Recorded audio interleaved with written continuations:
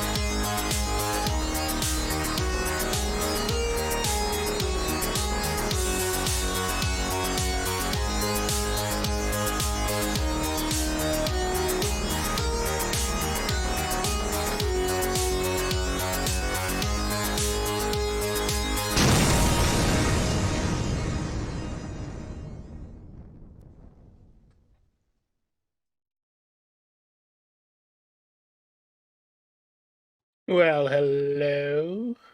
How are you all doing? Welcome back to the Sleight of Game Shatterproof Theater. My name is Scotty, also known as ABC. I do the things and the things, and it's all things. So how are you doing? How is everybody doing? How is no one doing?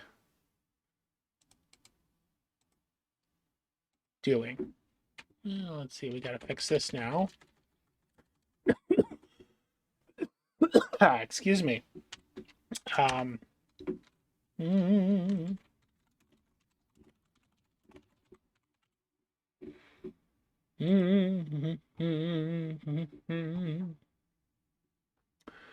There we go. I think that's good. Let's get some musica. Musica! That's extremely fucking loud.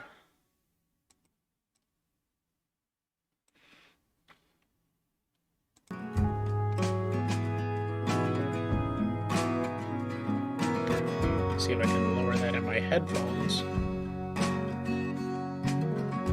There we go. That's still way too loud up there, so let's bring that down to about there. There we go. That should be good. All right. I think that's everything there. Hello, how are you doing? So what essentially is happening, at least on my end of things, I don't know what's happening on your end of things, but that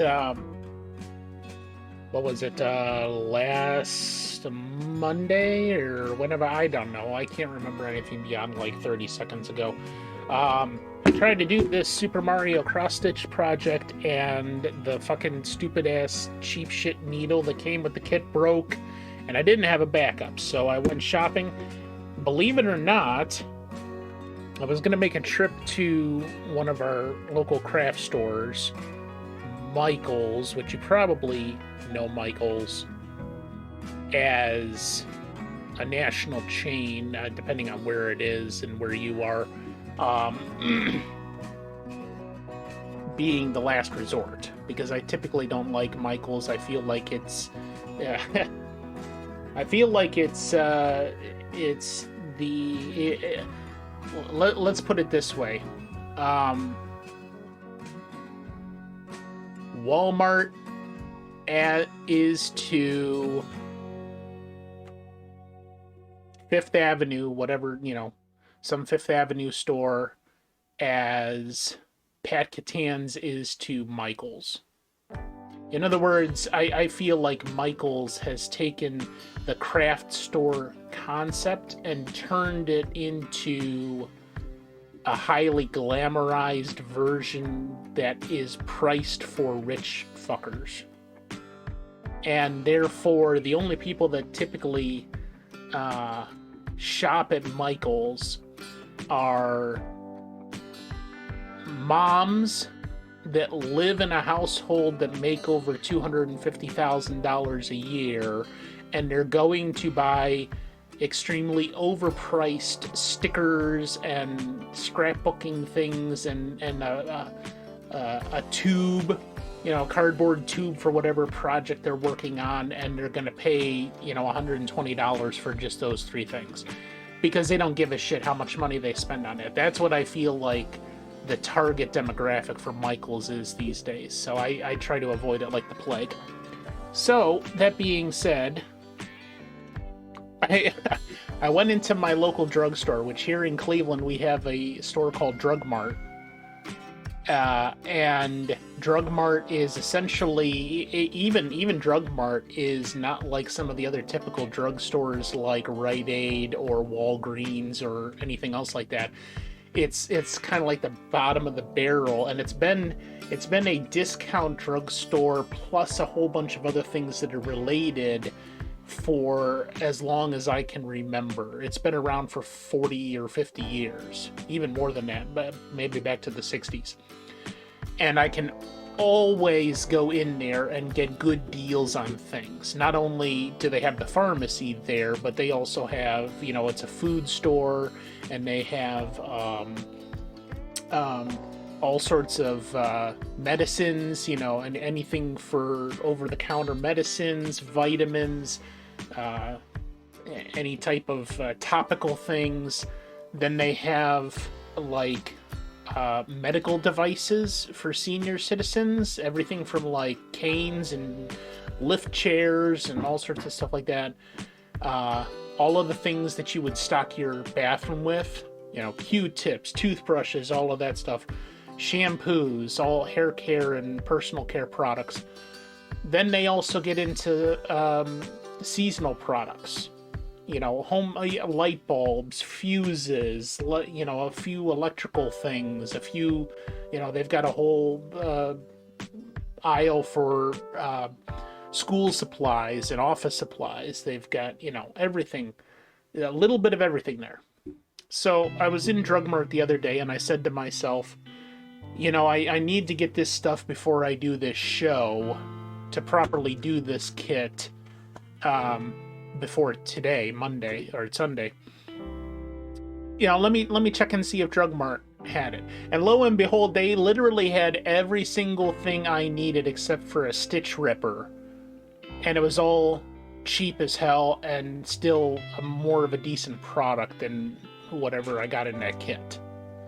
Like, I got these 4 items for $5 there. So thank you, Drug Mart. I love Drug Mart. I go there all the time for various things and just about anything that I need for my house, household items. And it's a fantastic deal. And I didn't have to fucking set foot in Michael's, so I'm happy. Sorry, I saw you there, but I wanted to finish the story. Malaga, hello, how are you? Happy New Year. Thank you for stopping by. And anybody else is lurking at the moment. I hope you had a good holiday season and that you were able to spend some time with your family and relax and chill. And even tomorrow, um, depending on where you are, it's New Year's Day observed tomorrow. So I actually had uh, a portion of Thursday, all day Friday, all day Saturday, all day today, and all day tomorrow off work. And I worked. I did some Uber during that time. Not a lot though. I caught up on a lot of things at home, and I relaxed and chilled and played a few games.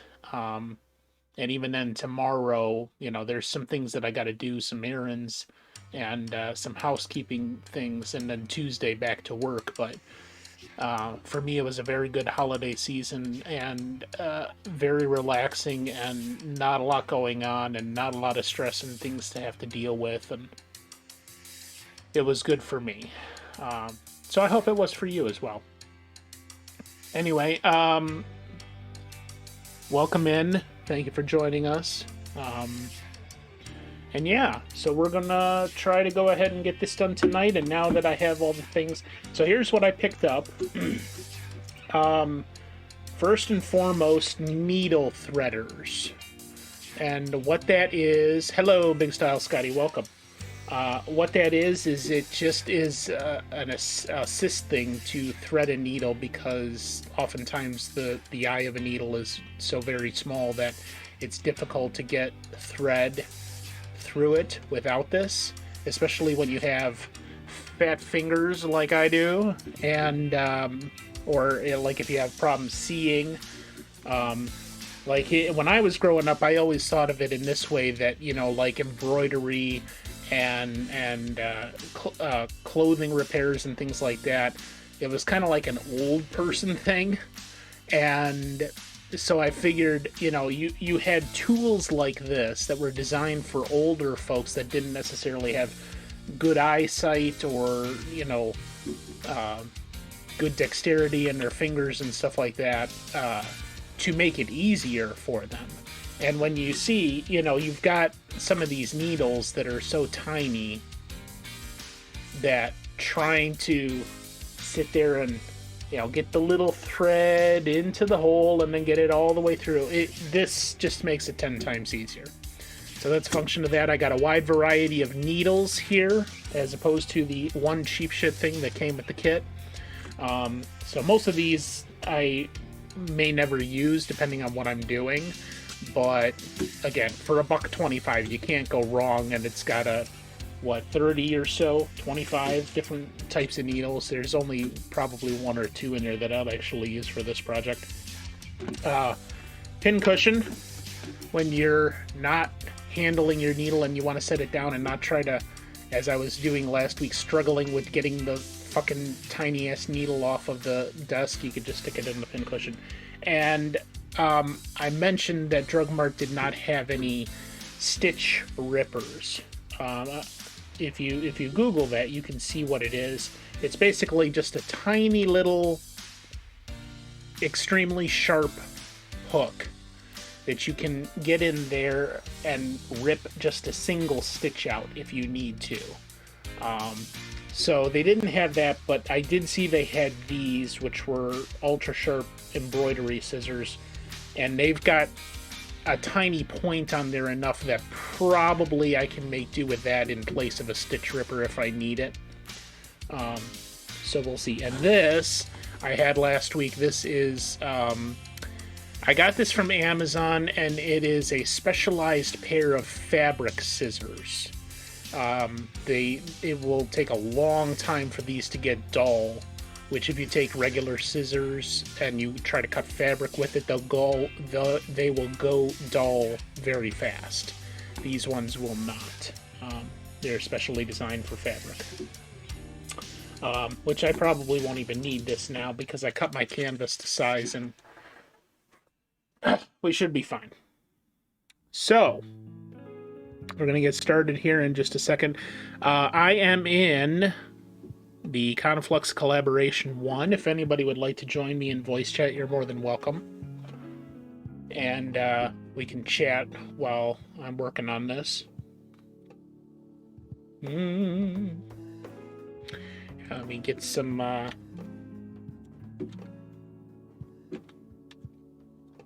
don't know if.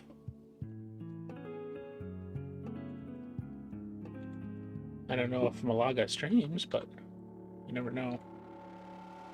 And Big Style is. Well, would help if I actually did it right. There we go. Big Style Scotty is gonna try to do some streaming next year. I'm gonna have to work on getting him set up, so give him a follow. All right.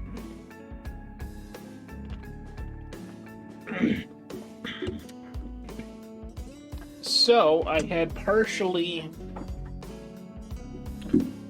set this up, or mostly set this up, so we should be good to go here. This thing over here. Thingamabobber. Doom ba doom. Okay, this year. This is the year. What year is this? I gotta put the original Jumanji on the schedule for watch party. That's one of my favorites. Not only one of my favorite Robin Williams movies, but just a favorite movie in general.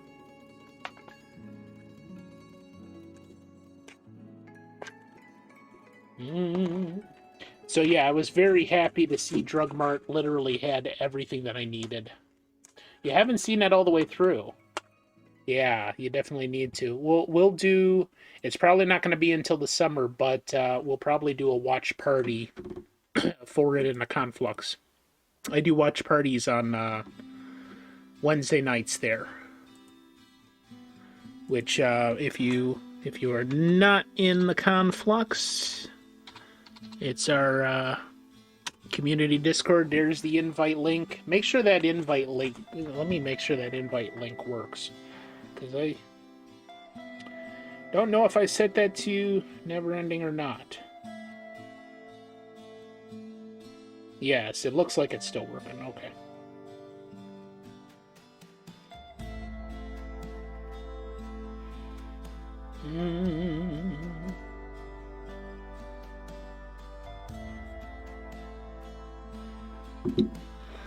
Yeah, on Wednesday nights, I do I do a movie basically every night on Wednesdays every week. And what I'm doing right now, and I'll talk about this more at the end of the stream when I do coming attractions. What I'm doing right now is what I call DMCA Disney doubles. So basically, for the winter, through the end of February, we're watching a double feature on Wednesday nights. The first movie is an animated classic like Pinocchio, and then the second movie is the live-action remake from Disney. So we did Alice in Wonderland this past Wednesday. We did Pinocchio and Dumbo. This coming Wednesday is what the hell is it?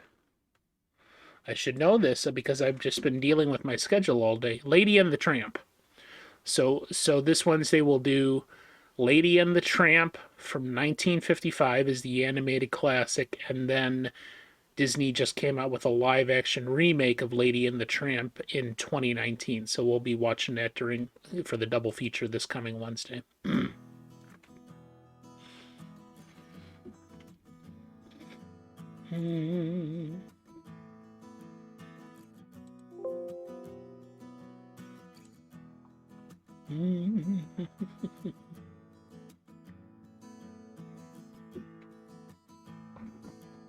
When the moon hits your eye like a big pizza pie, bella notte. No, I know that's not it, but yeah, it's a. That's another one of the classics that I grew up with as a kid that, you know, just remains very heartwarming to this day. All right, so what am I missing here?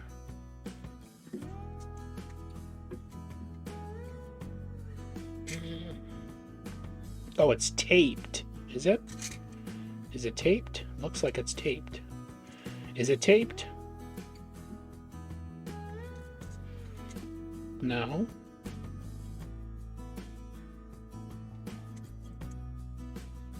Maybe it's just got like a notch. Oh, come on.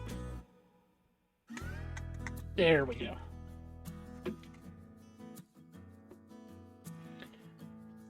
Who's got the Kishka? You got married at the Venetian in Vegas. Cool.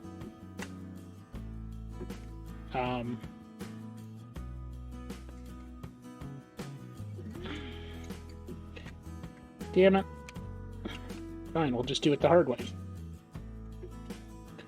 This is supposed to spin. It looks like the plastic is a piece of shit, but that's alright. Alright, so selecting a needle here.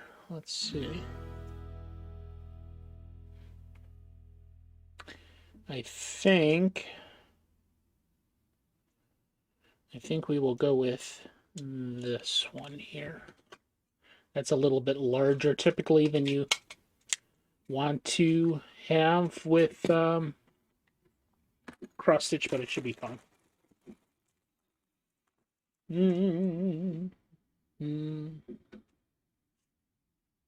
This was all that spare canvas.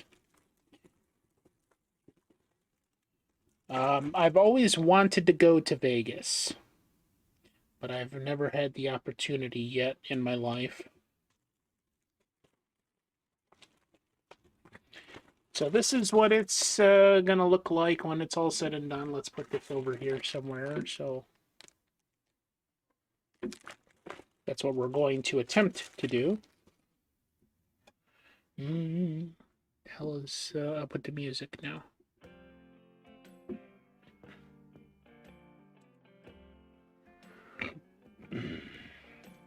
So Vegas is definitely on my list at some point here.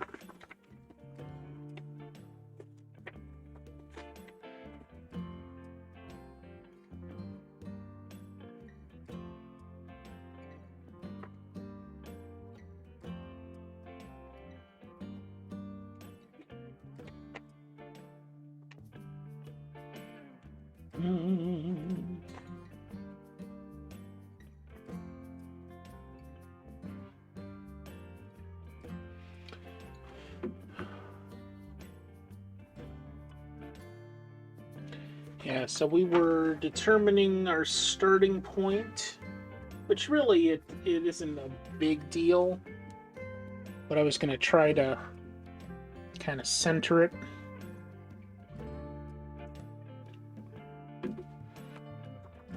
All right, so we got peach,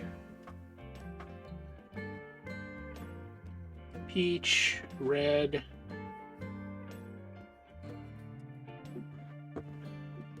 yellow, blue, brown, and black. So now, I do want to have this doubled at least. It says triple, but I don't think that's necessary. And it doesn't seem conducive to this canvas either, so we'll see.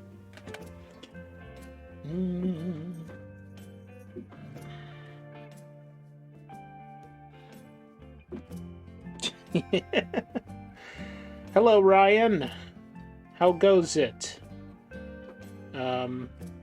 You might be disappointed with my needle poking.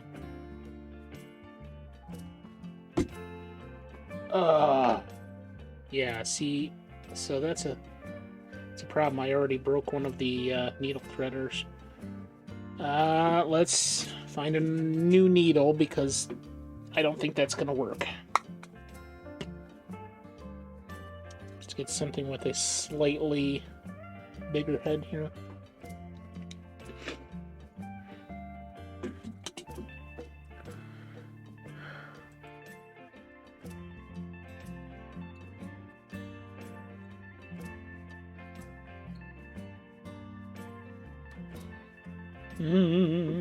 Okay.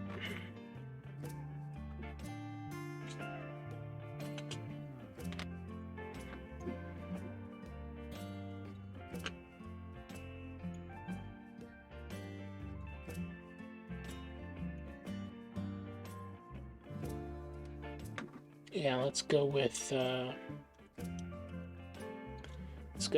one. We shouldn't have any problem with that head.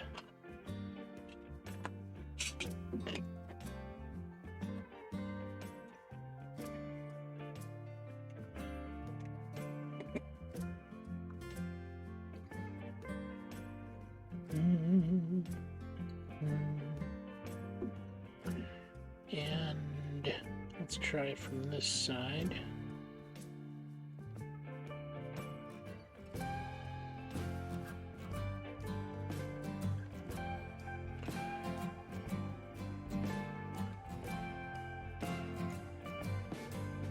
There we go. Yeah, see this, even if I picked up a bigger needle, this wouldn't be conducive to trying to do 3 strands here. Let's go from this end. No, from this end. That's what I want.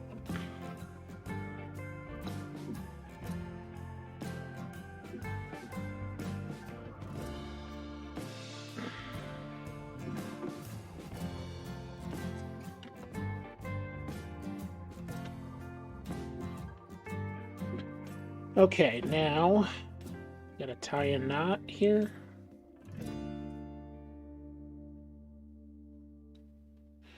How are you, Ryan? Good to see you. Happy New Year. Hope you had a good holiday.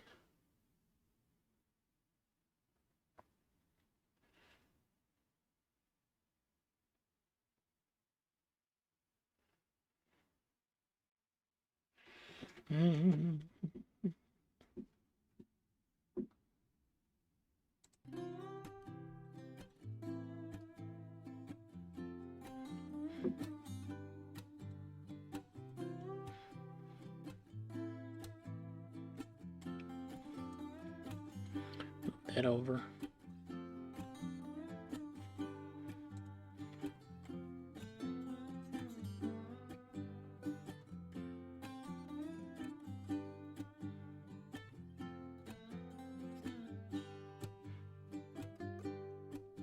There we go.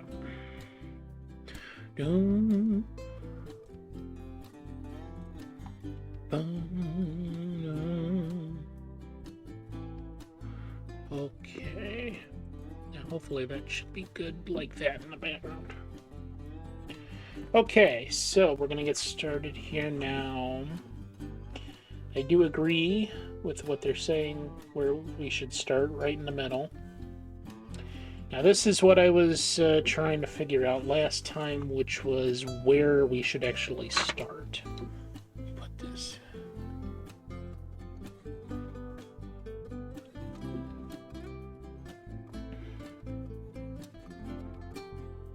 Yeah, I suppose it really doesn't matter.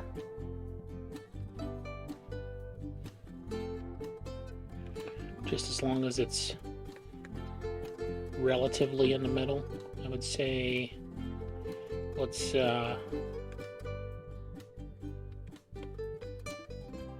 do it right there.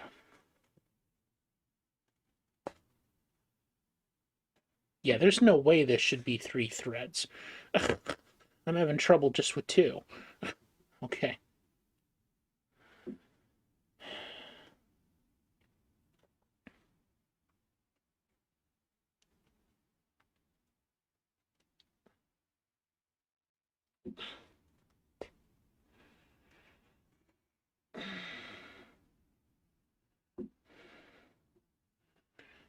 Okay, now I'm going to loop this.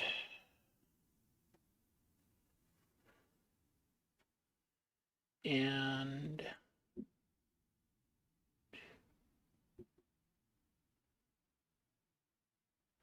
I'm going to close that immediately. Yeah, that's not working. There it goes. So I got to keep that up. That's what she said. You got to keep it up. You asshole. You're not keeping it up like a man. So let's put this over here then. That's better.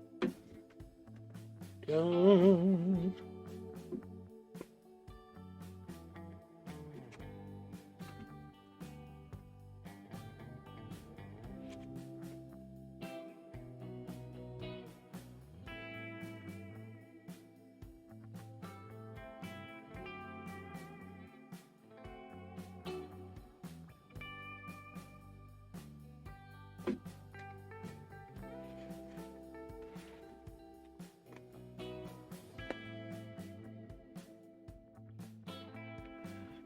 Okay.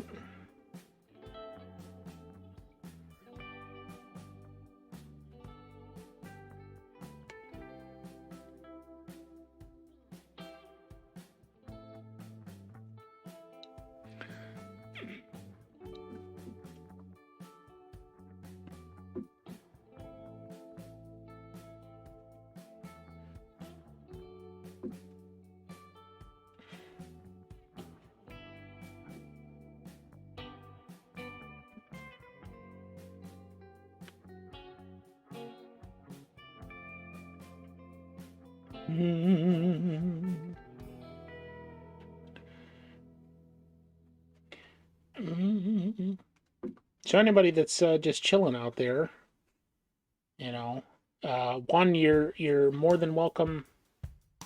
You know what? I think I'm gonna cut this down to a single thread because this is looking too thick. I don't know what the hell it's talking about tripling up the thread. That's yeah. Just like the needle that came with this, it seems like they don't know what the fuck they're talking about. So, yeah, this is gonna look maybe, maybe not.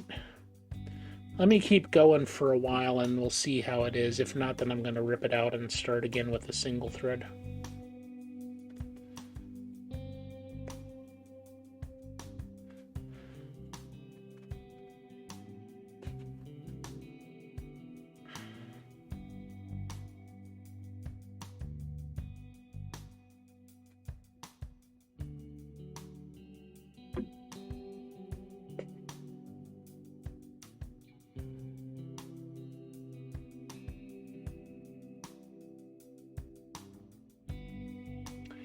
Okay, so we got 2 there. I need 4 more.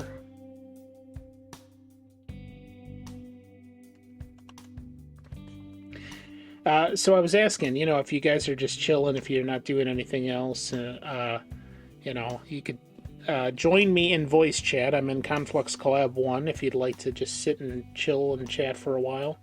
Otherwise,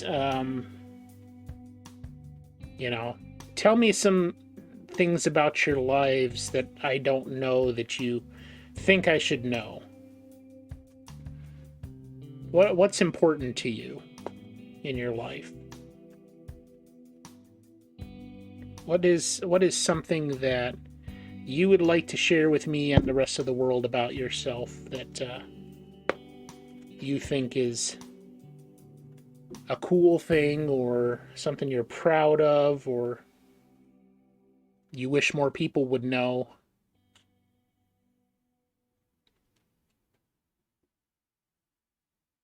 Something that you want to share with the rest of the world. Okay, so we got 1, 2, and 5. 1, 2, 3, 4.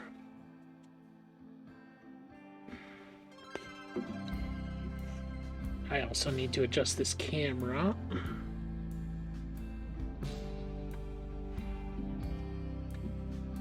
There we go.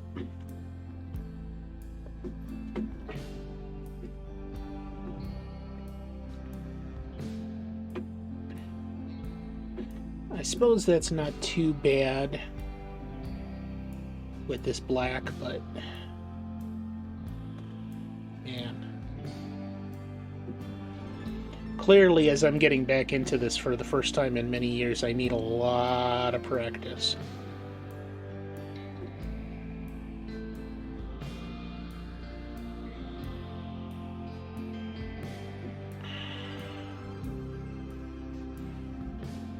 I should get some pointers from Seven. Seven has done quite a bit of this in the past.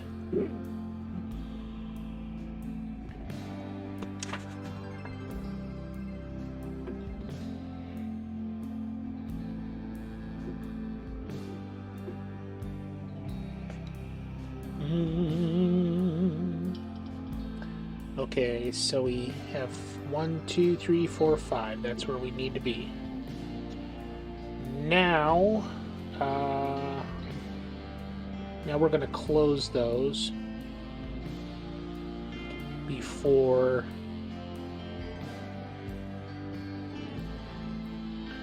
going down to the next level.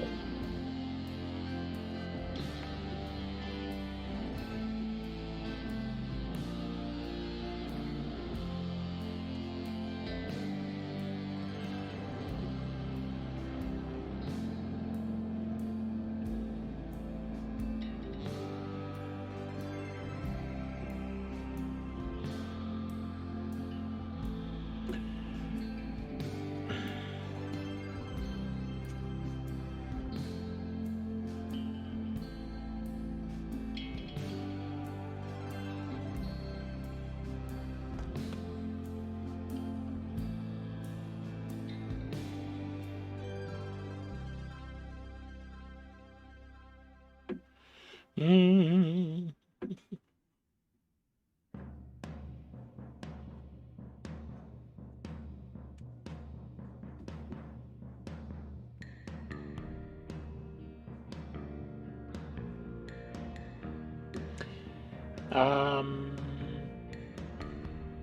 Yeah, you can't even see the crosses. Yeah, okay, so we're gonna start this again, and I'm gonna take it down to one thread because I don't think they know what the fuck they were talking about.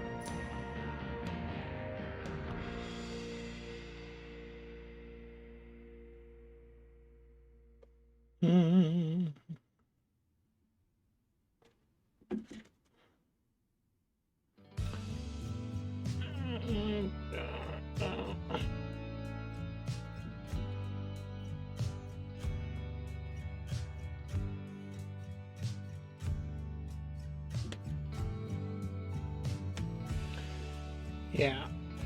So I got a little ways down here, and it just didn't. It doesn't look right. It doesn't.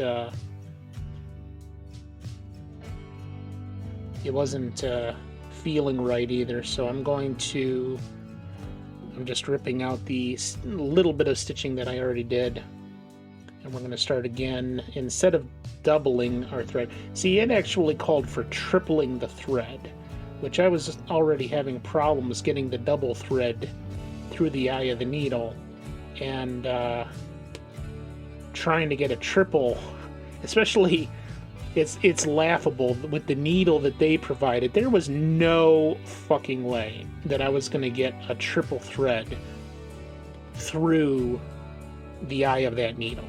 No way. When I'm having trouble with an eye that's double the size of the one that was provided, and I'm only putting a double in, and it's still giving me trouble.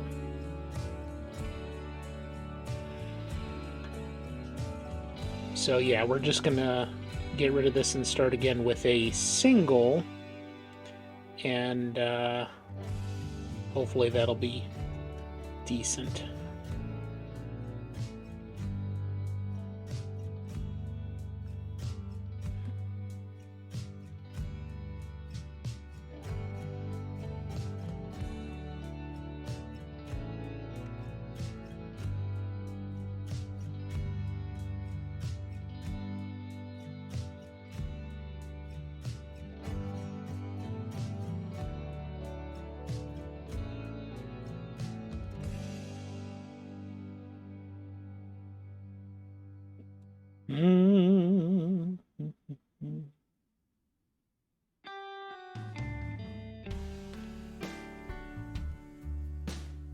Okay, let's try this again.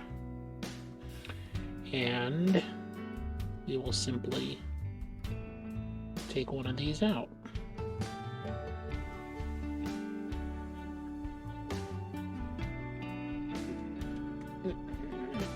There we go.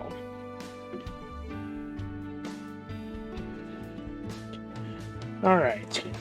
So now we're going to employ a method that is a little more direct, I think. So where do we go? Here, 1, 2, 3, 4, 5, 6, 7. So right there.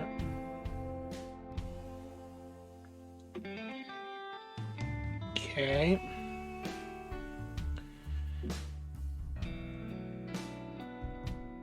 There.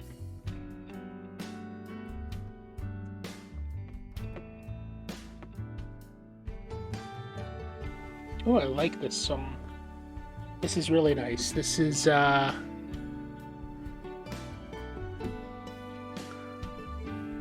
Corporate Mellow Groove by Doug Maxwell. It's funny. I liked that though. It's got a nice feel to it.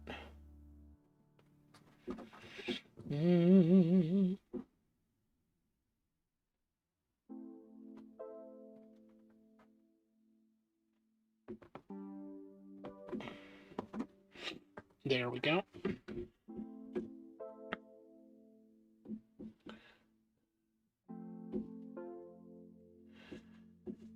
Okay.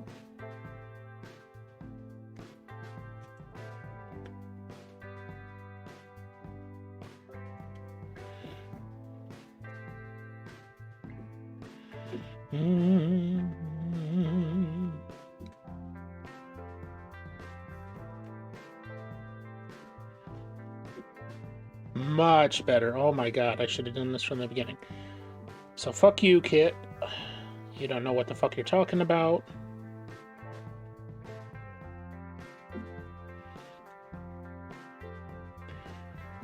Okay.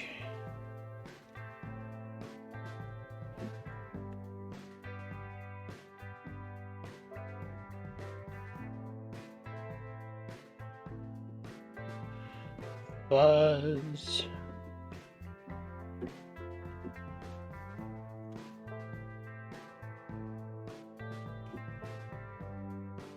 Yeah, this is how it's supposed to be, and I'm not fighting with the thread, and I'm not fighting with the canvas, and I'm not fighting with the needle, and yeah, there we go. Much better. 10 times better. Okay, so that's 2, 3,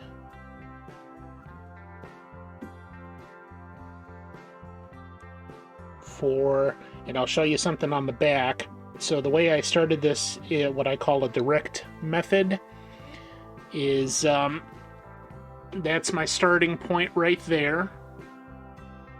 And all I did was come up for the first hole, go down into the second one, and then tied my knot right there. Now, you can see two distinct things here. This is the tail coming off of that knot that I'm now stitching in place behind the stitches, and that adds a little bit of strength to the knot and makes it much more difficult for it to unravel. And all I do, it's like a loom, so I'm going back and forth one direction with my finger there on the back of the canvas to hit it from one side, and then when I go back on the other side, I'm flipping it down to the other side like that. See? Okay, so now we got our first stitches there. Let's, like I said, let's go back and cross these now, because I just want to cross this line, so I'm going to go back and shorten the length I have to go to start this third row here.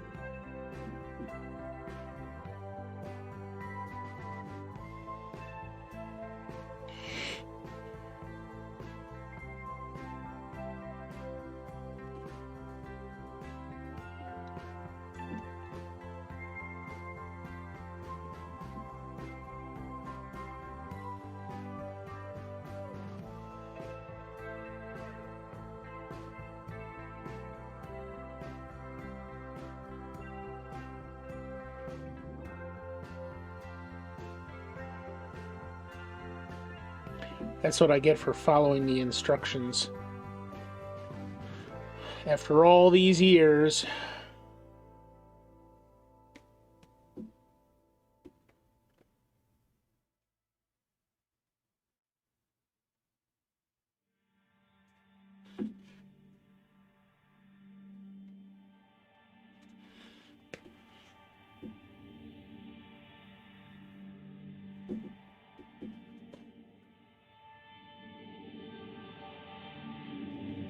Okay.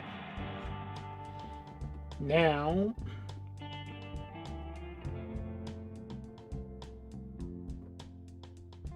so we're actually going here. Right? Yep, that's good.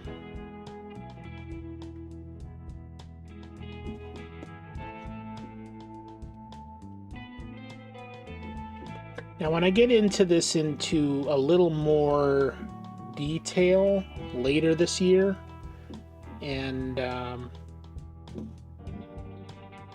with other projects that are, you know, bigger than that, I'm going to be trying a few different things, different size canvas, different, and by size I actually mean the space that is between where all the holes are, because it's just this grid-like pattern. They have different size canvas where you're increasing the space between those.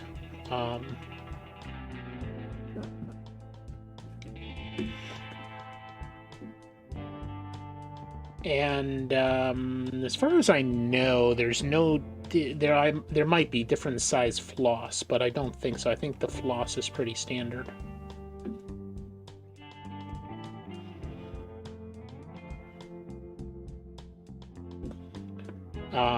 Different size needles. Like, I know there's needles specifically for embroidery. And I just kind of got some generic things so that we could get this going.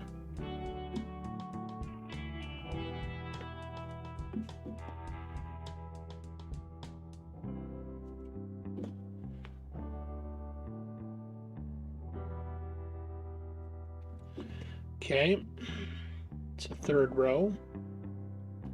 Now the fourth, we just have one here. I'm gonna do this a little bit out of order, I think. Because we have there.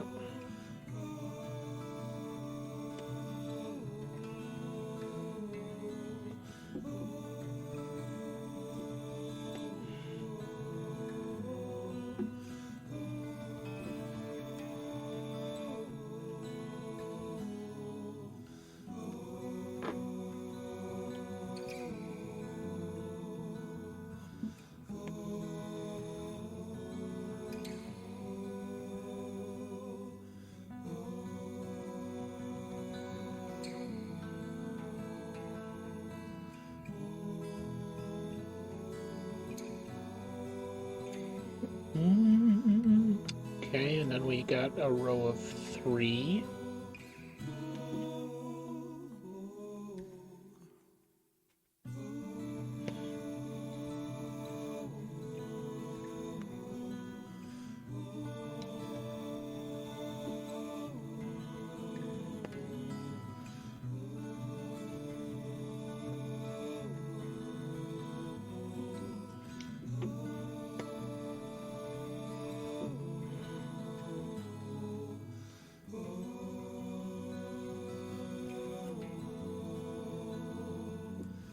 How do I want to do this? I could probably, yeah, we're gonna do this next row here,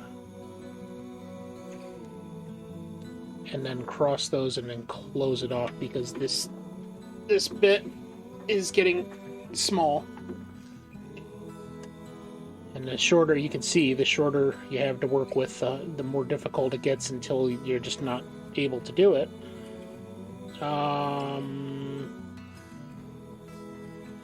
How do I want to do this here?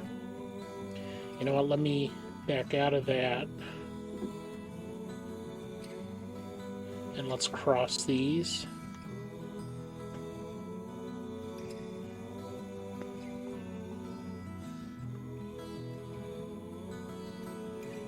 Here's another one I like. This is Sky by Otis McDonald. Very nice.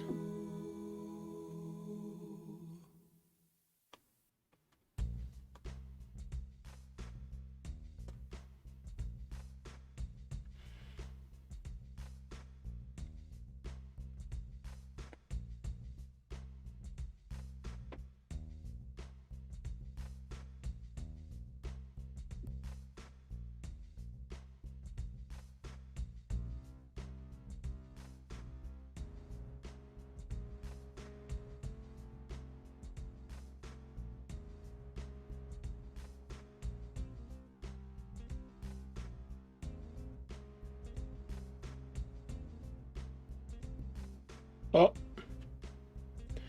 I lost a thread. Damn it.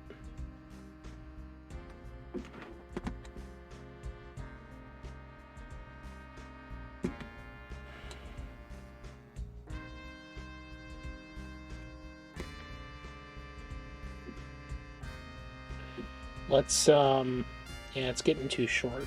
I thought I could do another 3, but let's close this off here before I lose any more.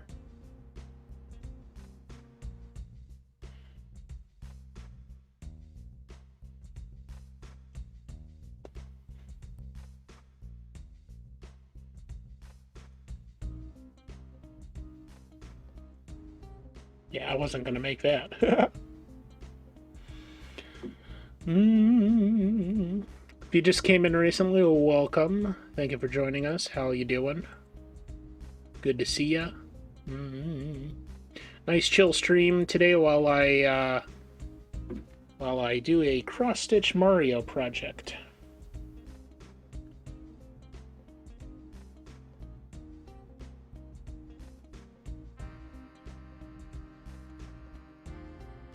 That's good.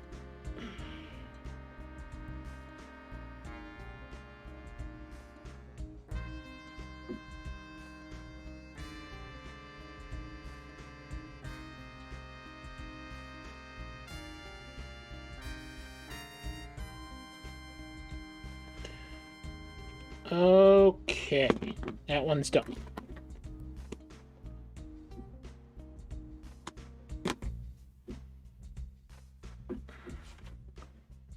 Okay, let's grab another thread.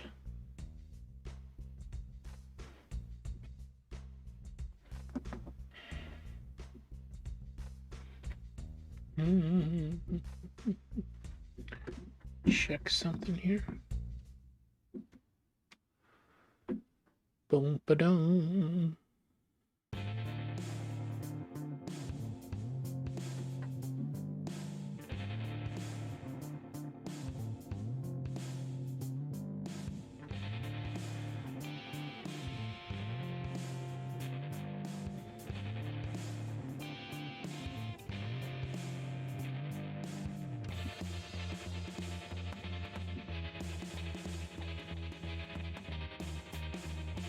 Boom. This kind of reminds me of Jimi Hendrix. Fuzzy Feeling by Everett Almond. That's a pretty 60s drug-induced name.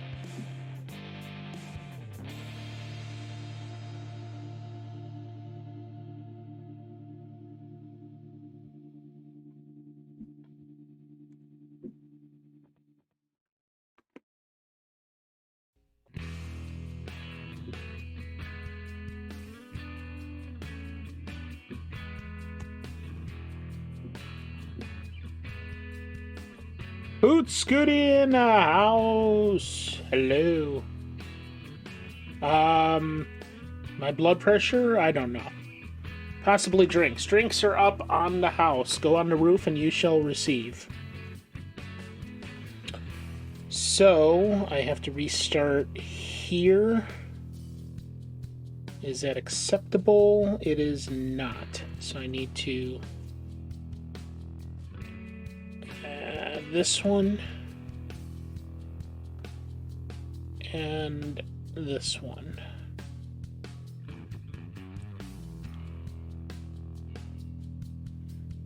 That's good. How you doing, Poots? Good to see ya. I was lurking on you this morning. I had some stuff to do, so I wasn't able to join in, but I was listening to the smooth, mellow sounds of Poots playing Final Fantasy, was it? Oh, you son of a bitch.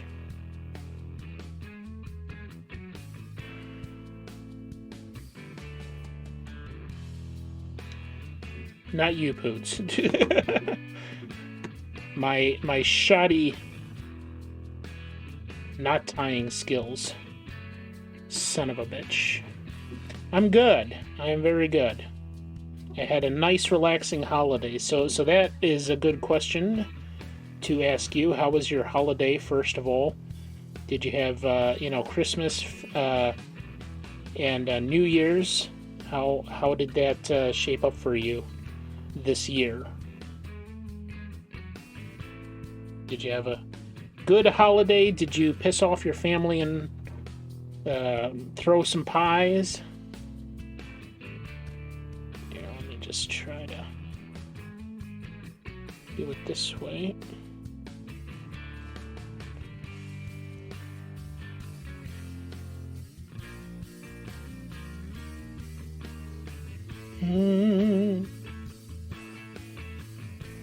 There we go, that's a little bit better. And hopefully will hold.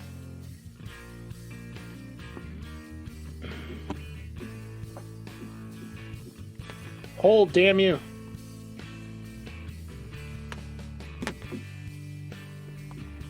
Okay.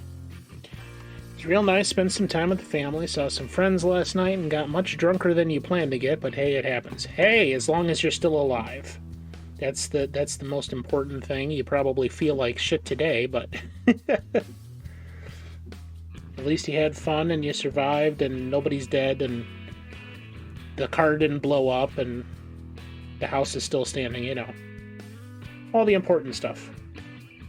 So now I need to grab these ones here. There we go. Come on.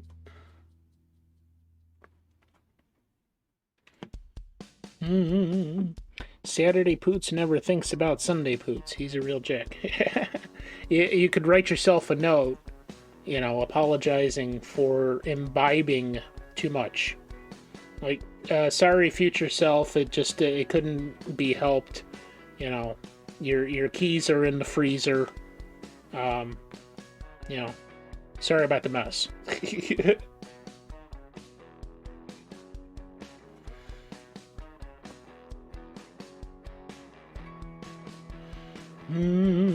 Now my thing is, I mean, I've had certainly my fair share. I mean, I used to work in bars for 15 years. I owned my own karaoke, wedding DJ business and all that. And, excuse me, the, you know, there's certainly times that I had my fair share of drunken bar nights. The majority of those was me sitting in the bar by myself. Although, you know, there's been multiple times where I had friends with me, but it wasn't like a big thing for me to go drinking with my friends. So it was me sitting there by myself, surrounded by a whole bunch of people in the bar that maybe I knew, maybe I didn't. I probably just maybe knew the bartender and one or two other people.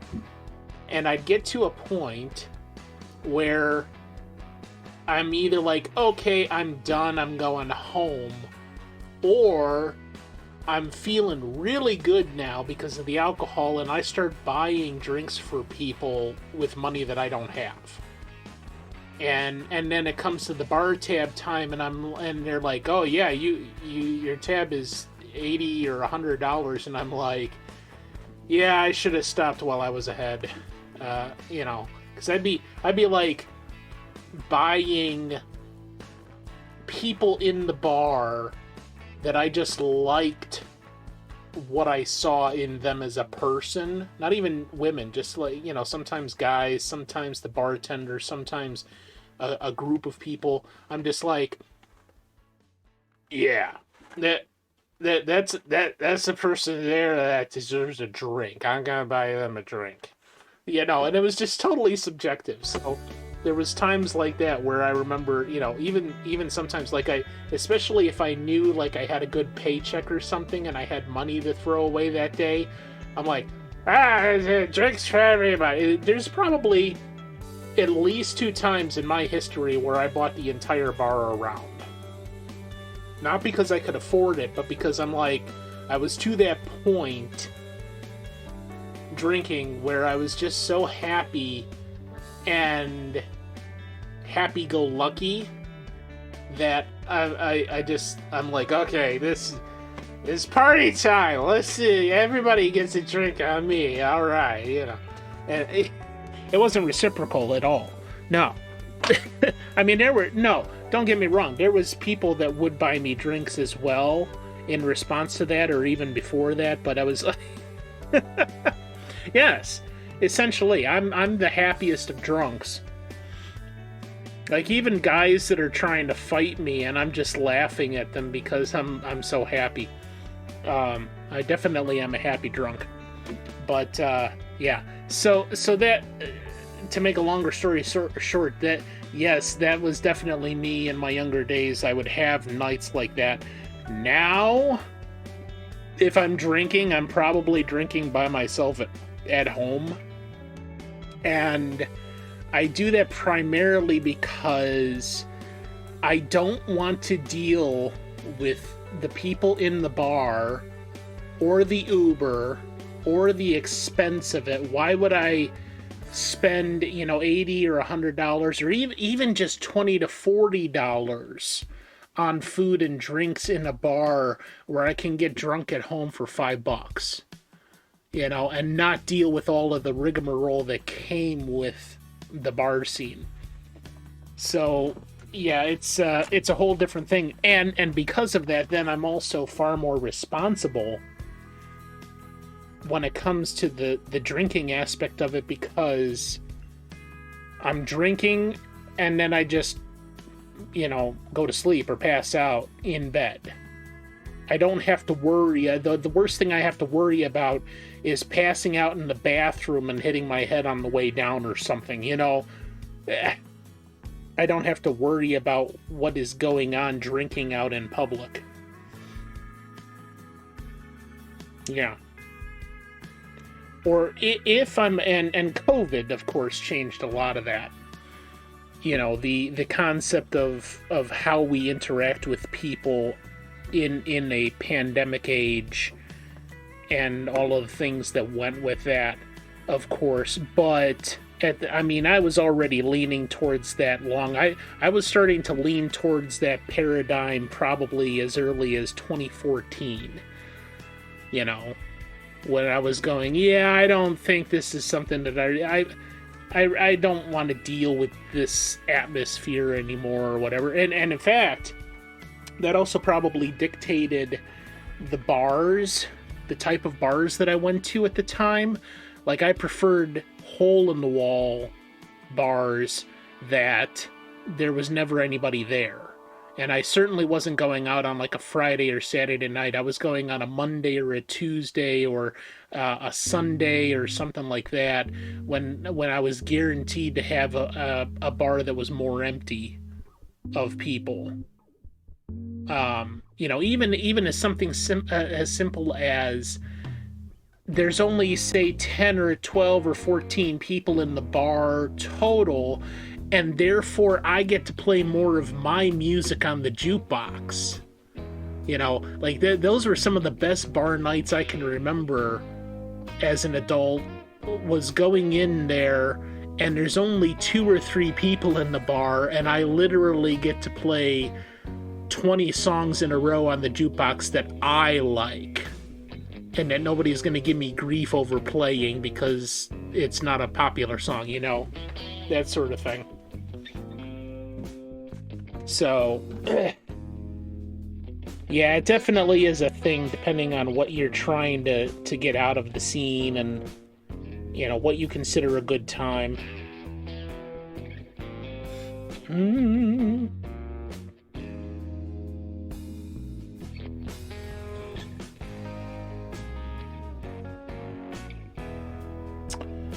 Okay, so now for this row, I'm going to do this a little bit backwards.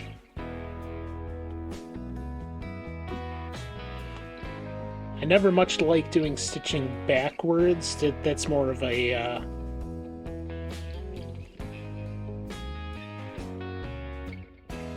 obsessive compulsive disorder thing. But when you want to save thread floss, you don't waste it on trying to do stitching all in the same direction properly.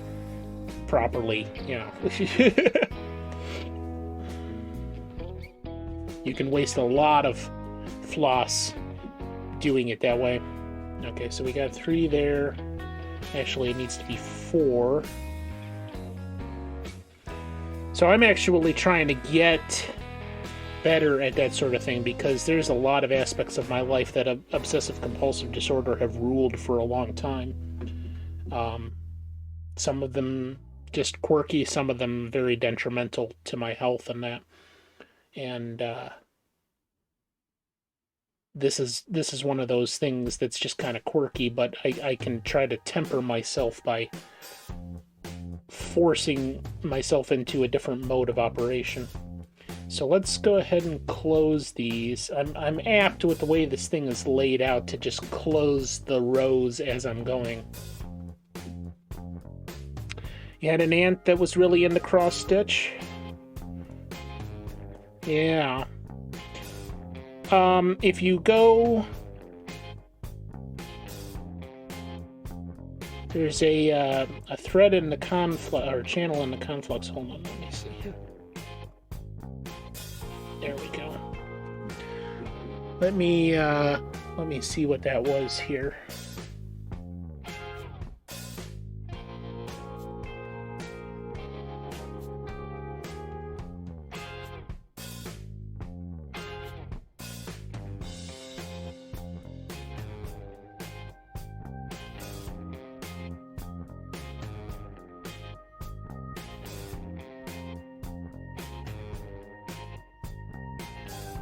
Yeah, it's under the show and tell section. You're in the conflux, aren't you, Poots? I think you are. Under the show and tell section, the last channel is other stuff, and if you go back up to July 19th, 7 in our Discord there had posted a couple of really big, complicated and nicely designed cross-stitch projects. And I had already decided at that point that I was going to get back into this, having done it as a child. But like, she's got a Zelda one in there. She's got a really nice one that's like an artistic work of fairies in the moonlight. And but yeah, that's in the show and tell section, other stuff channel, and scroll back up to July 19th, 2022. And she's really, really good at that. And that's what I'd eventually like to work up to again, is doing those types of projects in scale and art.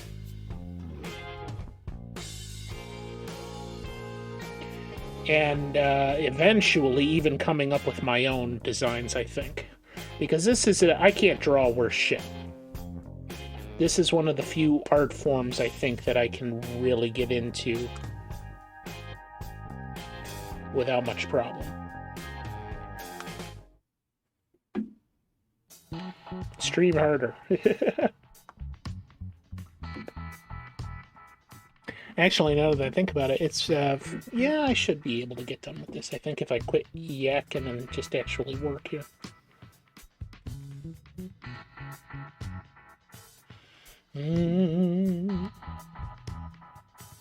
Yeah, so we got that. Now we're shifting over one here for this.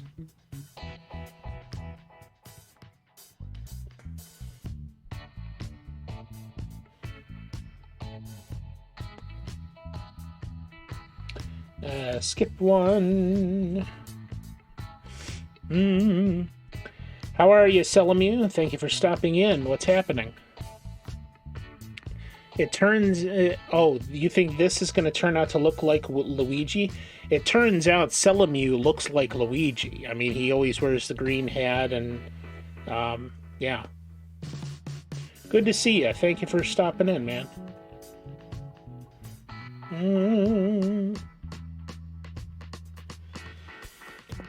What's the matter with you, Mario?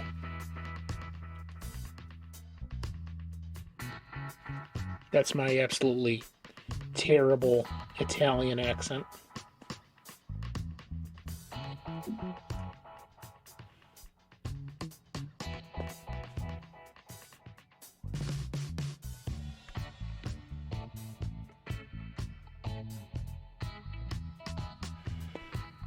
Okay, I bet I can get...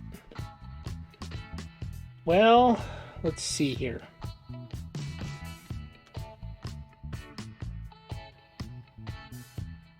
We'll see how much I can get done in this little section here. Hopefully the last 5 stitches, and then I can move. We'll see. Super Mario Brothers show. Yeah, I remember seeing that, but I really don't remember much about it.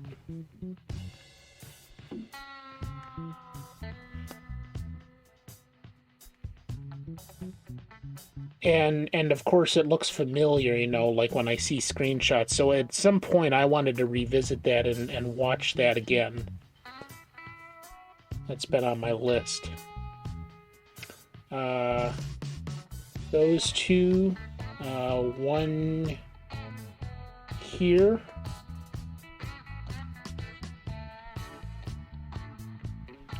And then one here. It's directly below those two. Okay. Yeah, guest stars. Comedy sketch before the cartoons. Fridays were the Zeldas with the Excuse Me Princess link. Ah, interesting. Yeah, I'm definitely interested. I gotta go back at some point and see it.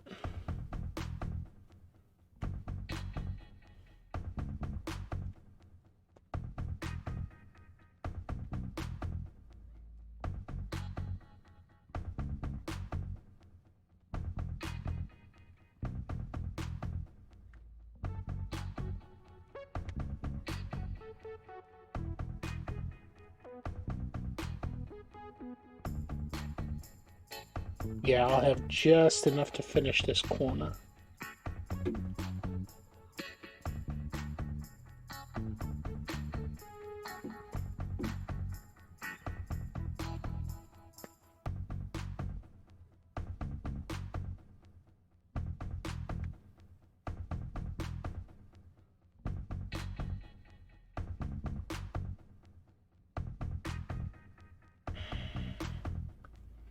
There we go.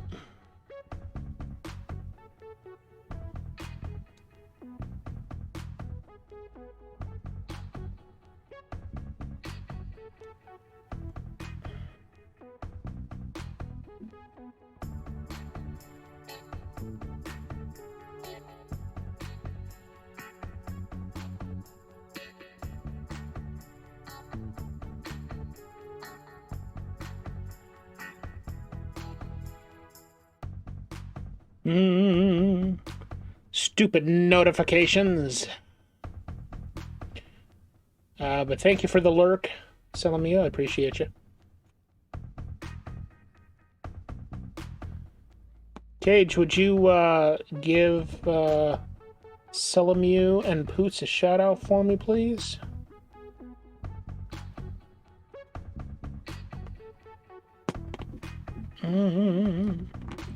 Cage in his natural habitat, which is work.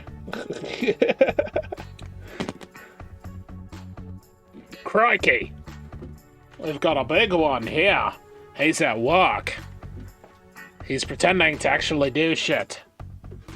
We gotta be careful with this one. Okay. Now let's get another black thread here. See, is this separate? Yep, okay.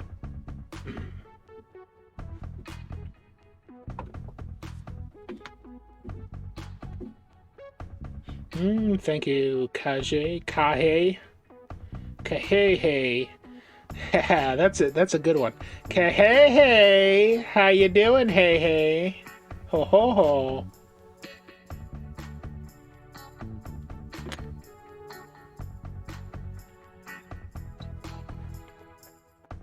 Oh gosh.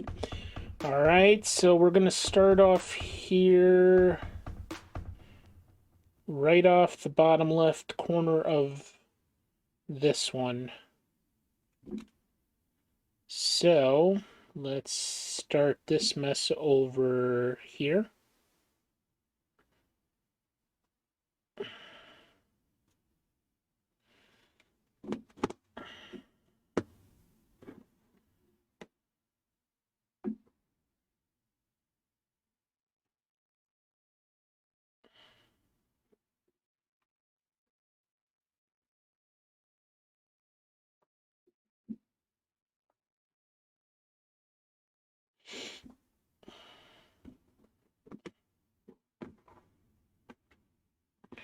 Do, do, do, do.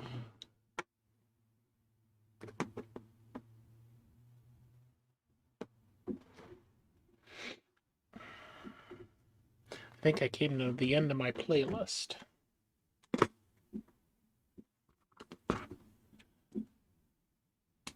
There we go. Da-ba-bum, ba-da-bum-bum. Yeah. So let's go to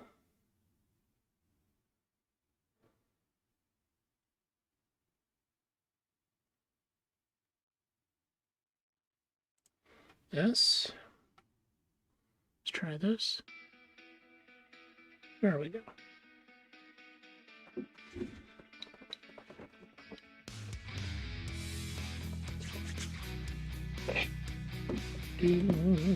Happy New Year, Merry Christmas, Happy Kwanzaa, and all of the other seasonal greetings that are upon us. Seasonings greetings.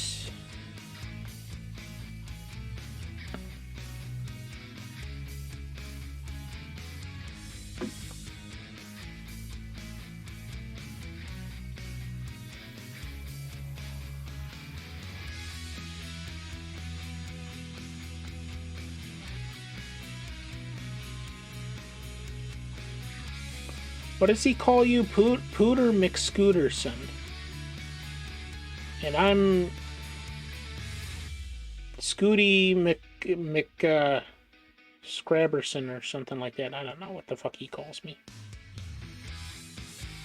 4 stitches there.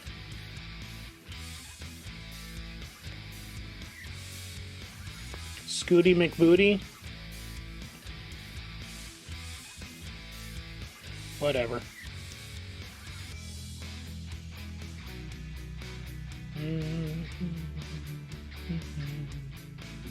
Yeah, let's do this thing of a bobber. That's better. Slightly better.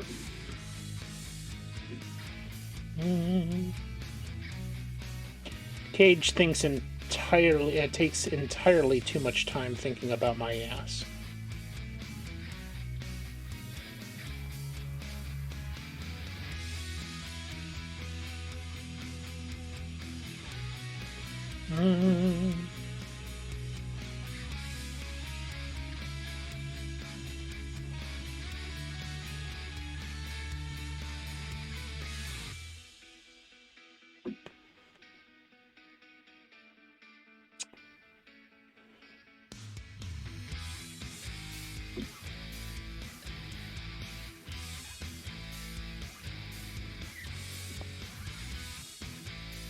Okay, skip 1.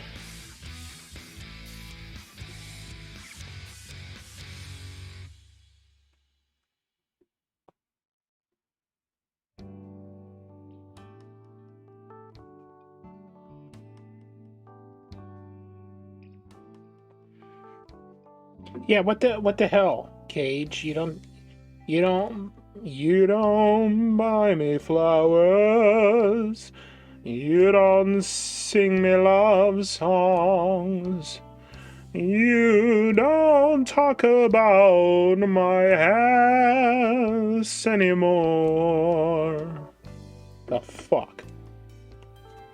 You people probably aren't old enough for that song anyway, so.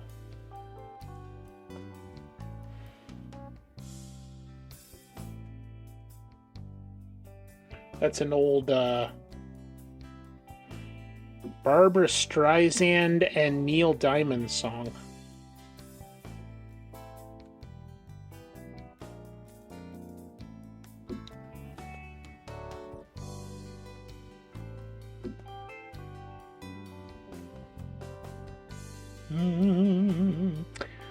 Which, by the way, there's something I have to do here.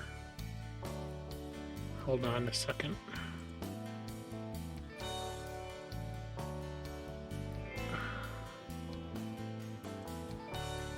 I'm gonna have to take you downtown. There we go. That's better.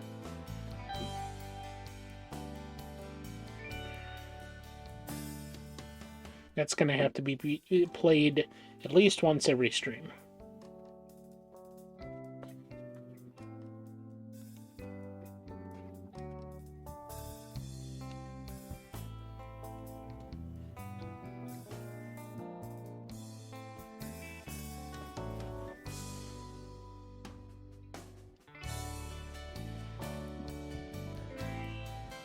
Hmm.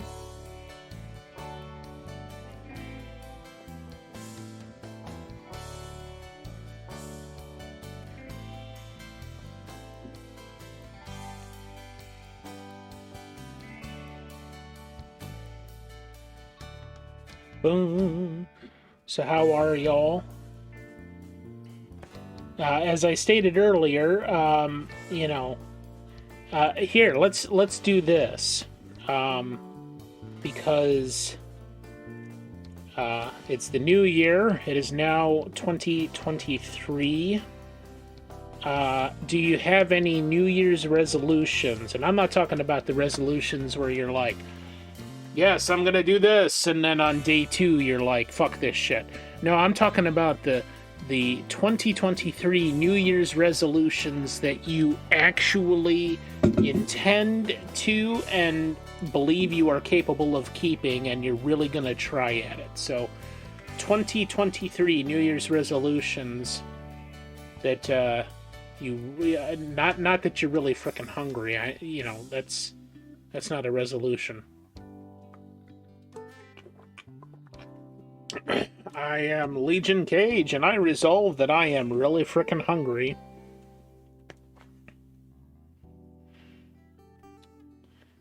Hear ye, be it resolved that on the first day of 2023 in the year of our Lord, Legion Cage has resolved that he is really frickin' hungry. Amen.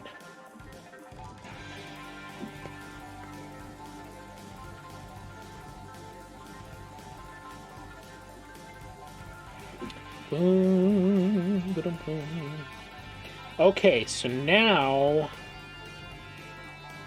we've got 1, 2 up. So that's going to start here.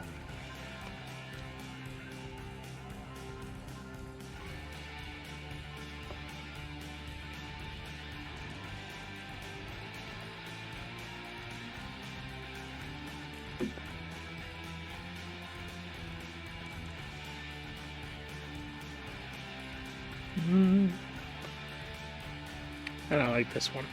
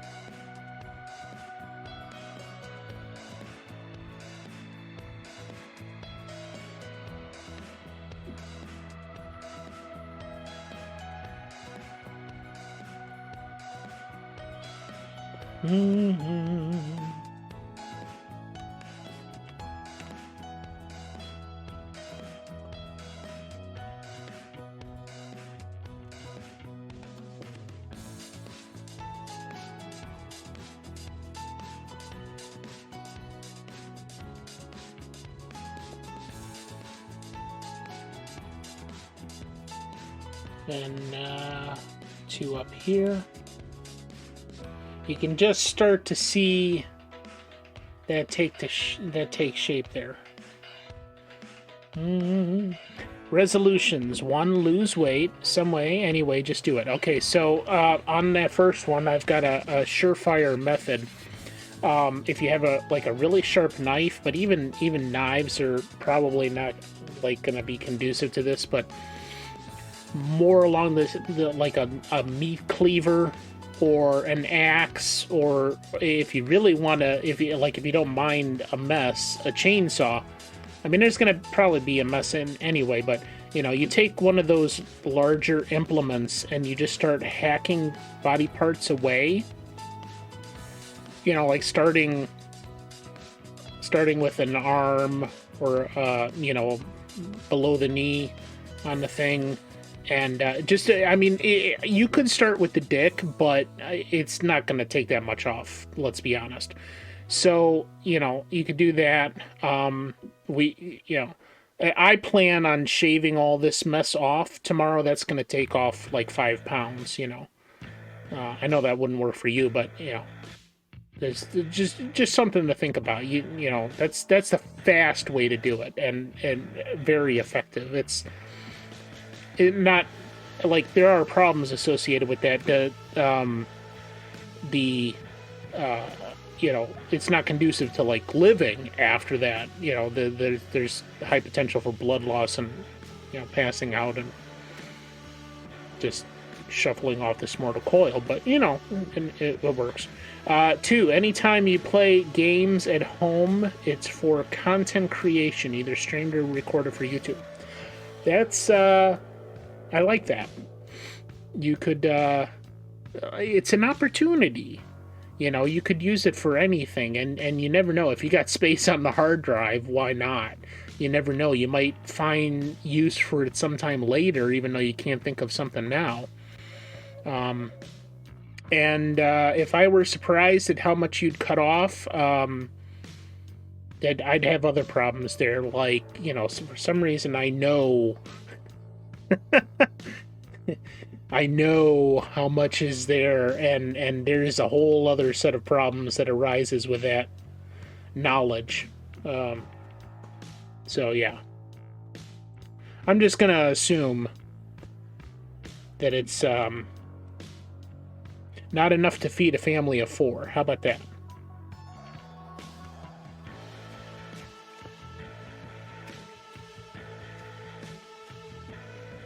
We are... yeah, no, his ice pick, thimble. Geez, I knew this one. Give me a minute. Pencil. That's it. It's a fucking pencil.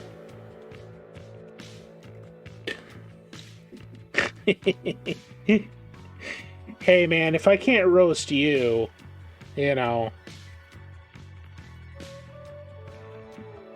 what am I even doing with my life?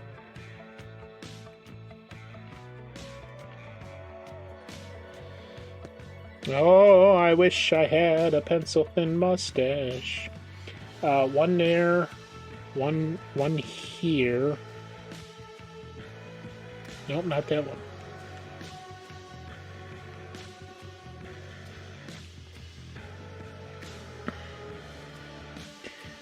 And I have to wrap this up because this thread's getting too short.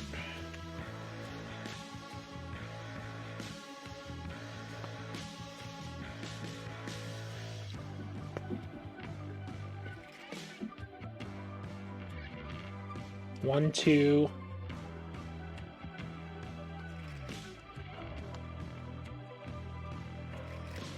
Not that one, right? Yep.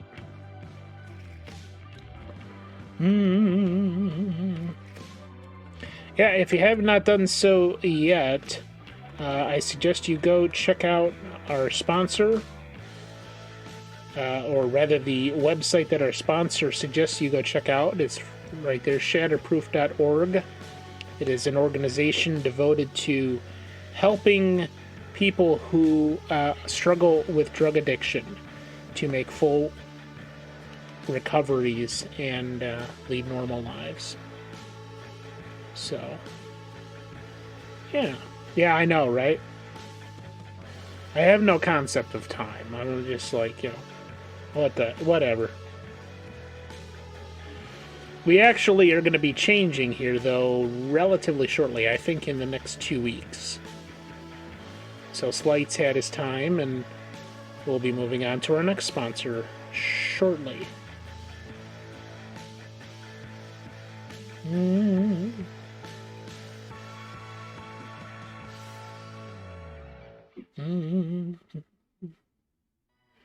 Our sponsor of the 3-month period, how about that? Our sponsor of the quarter.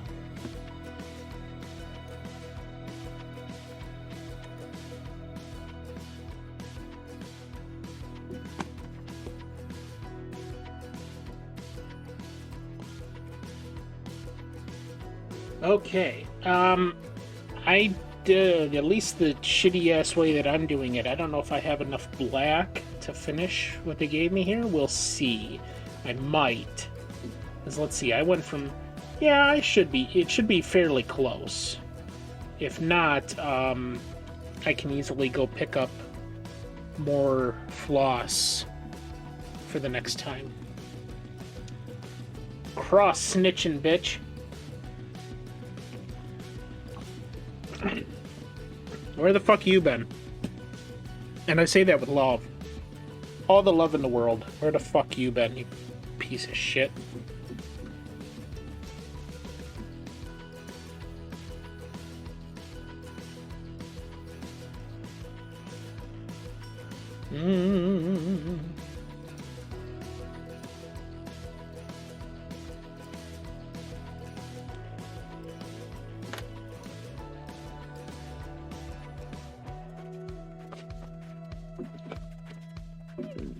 Oh, excuse me.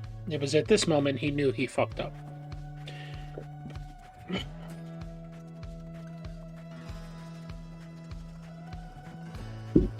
Oh.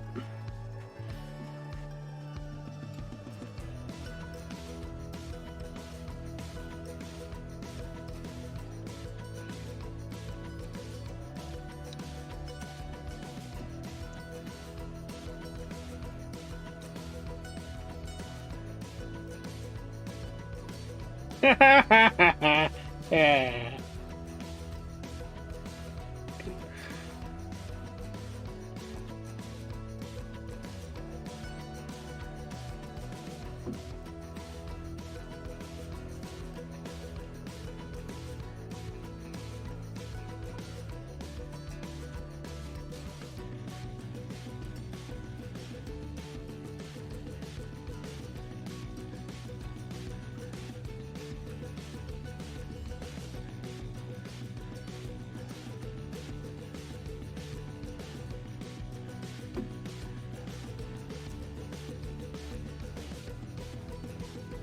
Oh.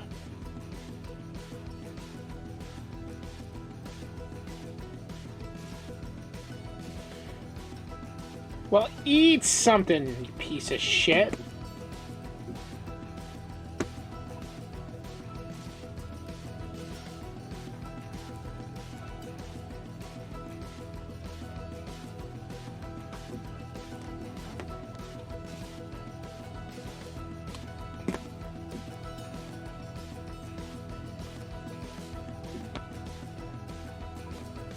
Backup ramen?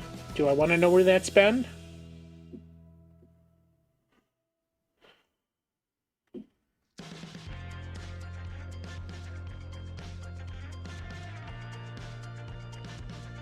So wait a minute. Wait, you're saying that you ate, and then you ate your backup thing, so you have nothing left, and you're still fucking hungry.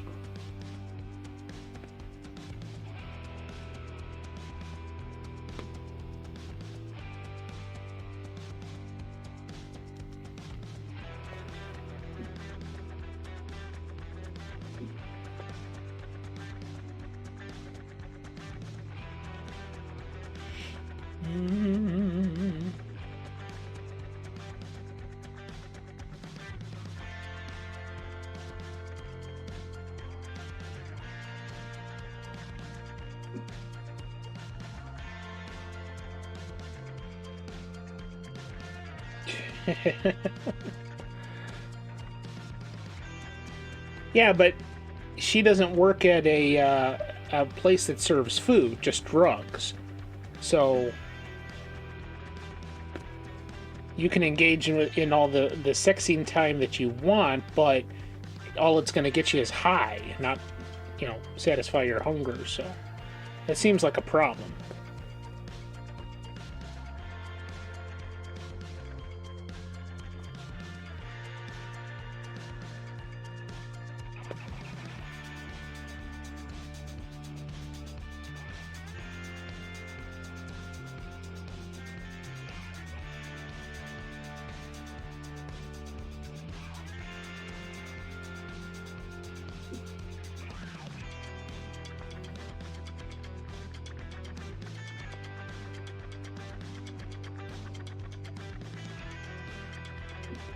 Mm-hmm. That's my secret, Cap. I'm always hungry.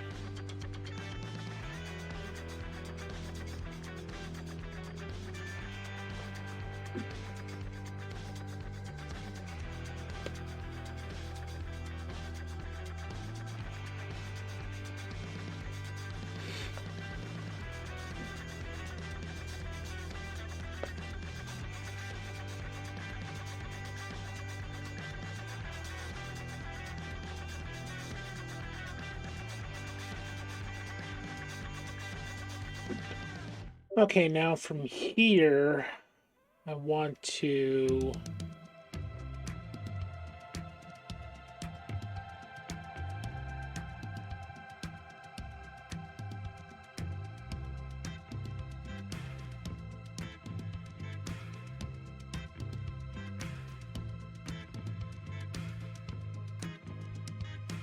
Yeah, let's...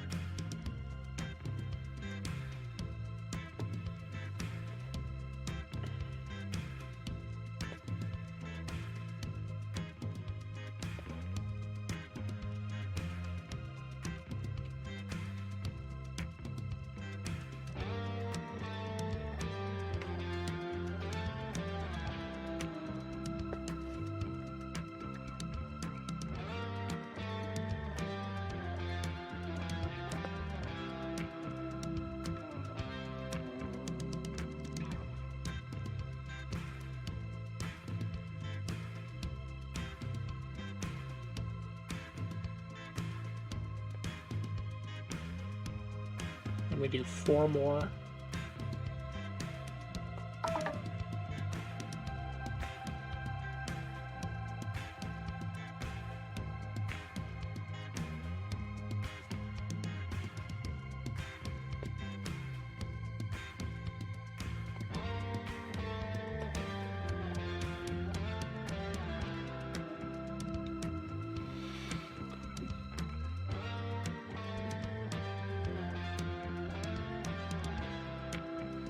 Yeah.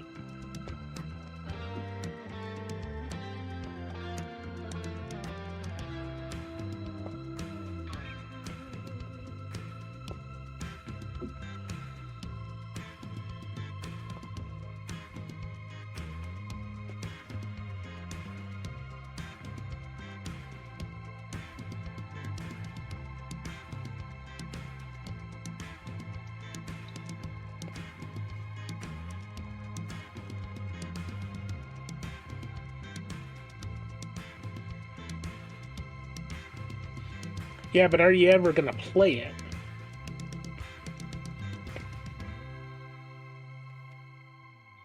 No, it's just gonna sit on my shelf and it'll look pretty.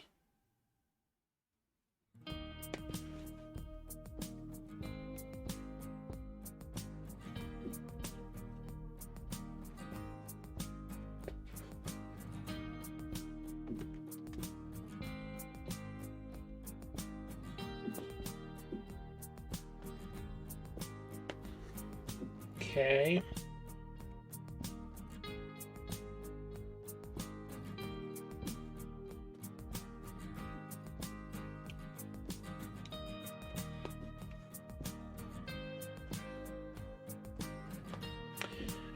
Slight played them, I think.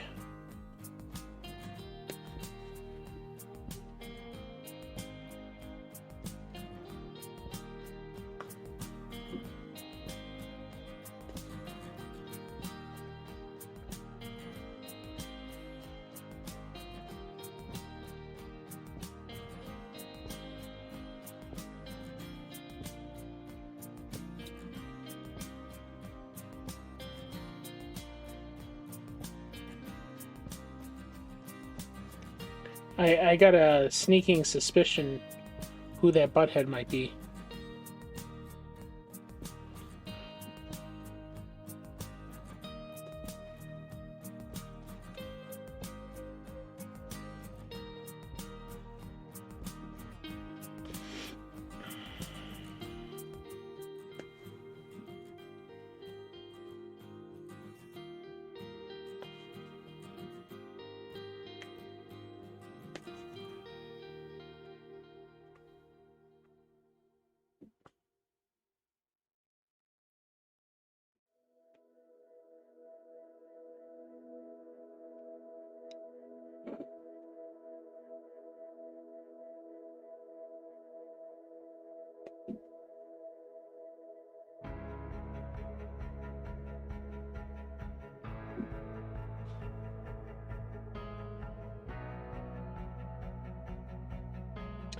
Now, wait a second, I forgot this. So... Yeah, right here.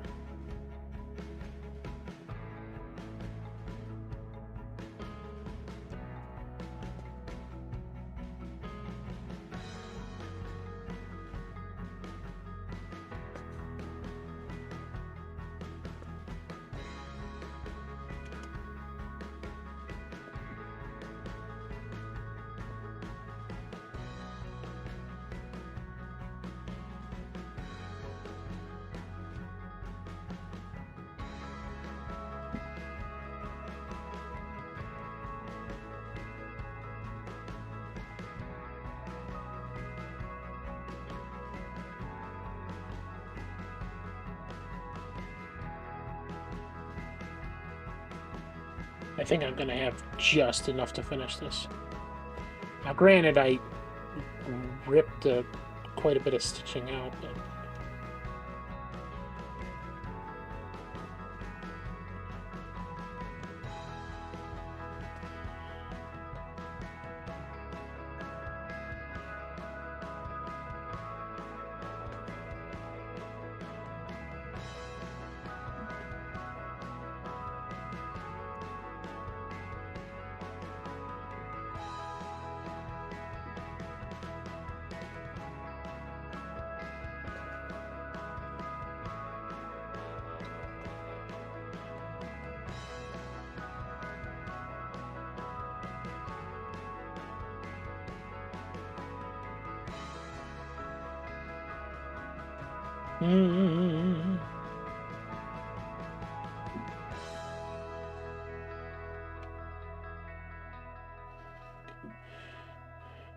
Okay, so we're gonna go over 2.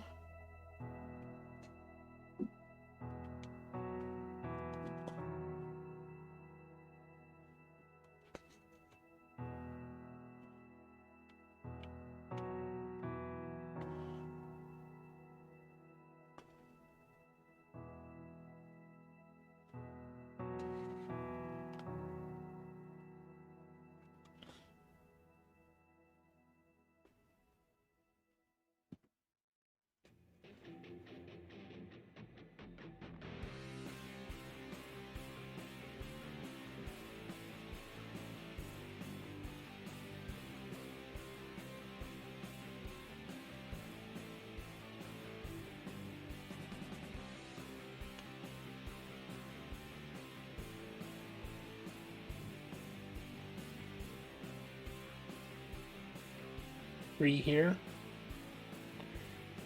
Oh, it's gonna be tight.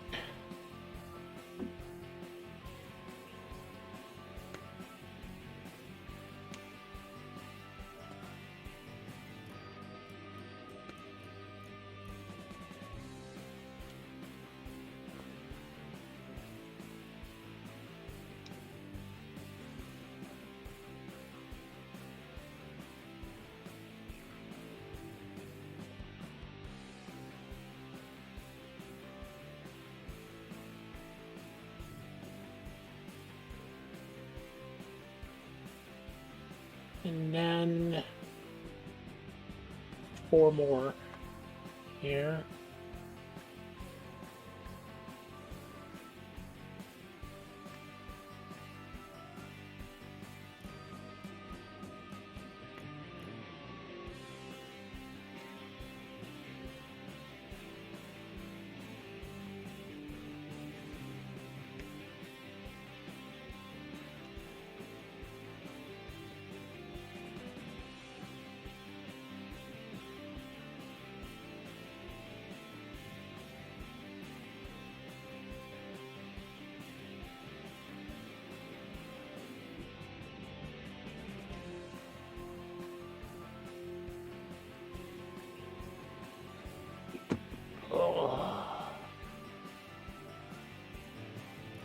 Very tight, but I think I can do it here.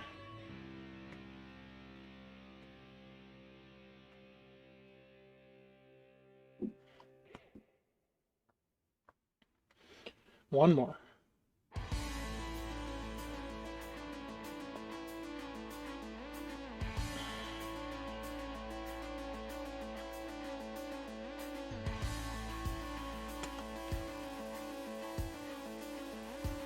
Okay, there we go. Now I just need to be able to tie this off. I'm gonna have to take it out of the hoop for this.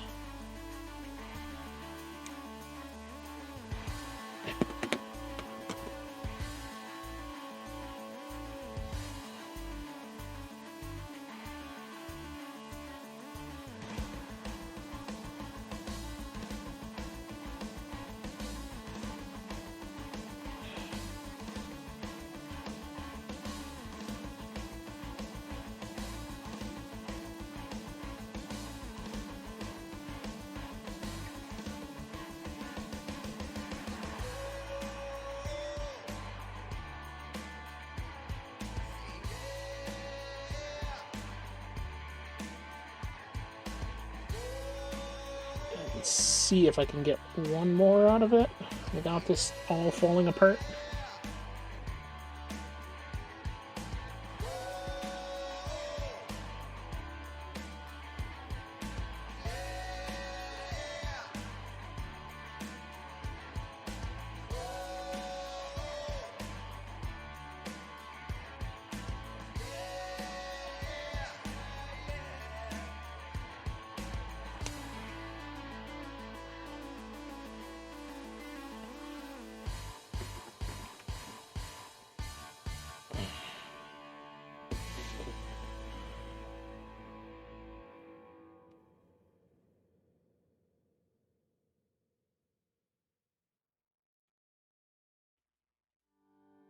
There we go. Woo, that was close. My God. Just enough black with all the shit that I did at the beginning. Okay.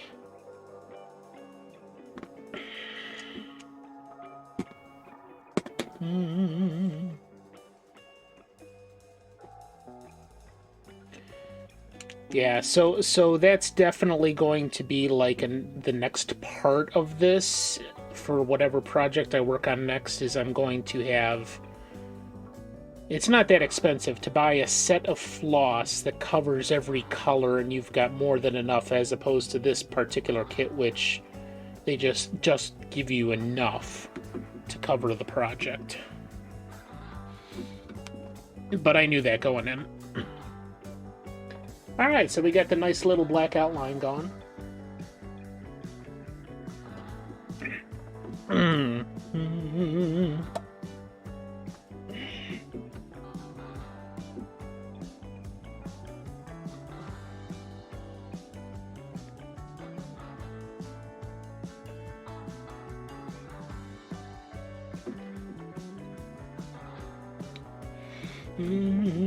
Alright, so now let's see here. Let's go with red next. And black was probably going to be the, and I can see, yeah, on the map, that's the most, how shall we say, the most prolific color in the scheme. So we shouldn't have any more problems with that whatsoever.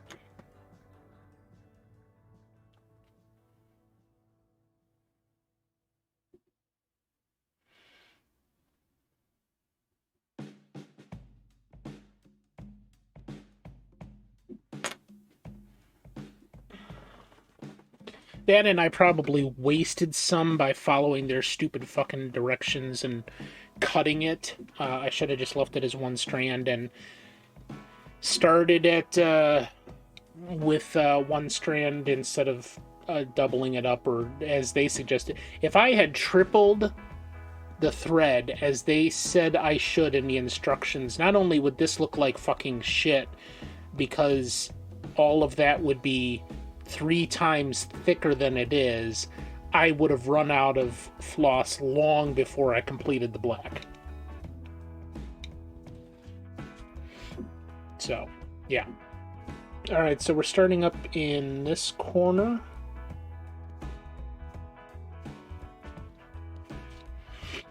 They lie! And we'll do this here to get our red started.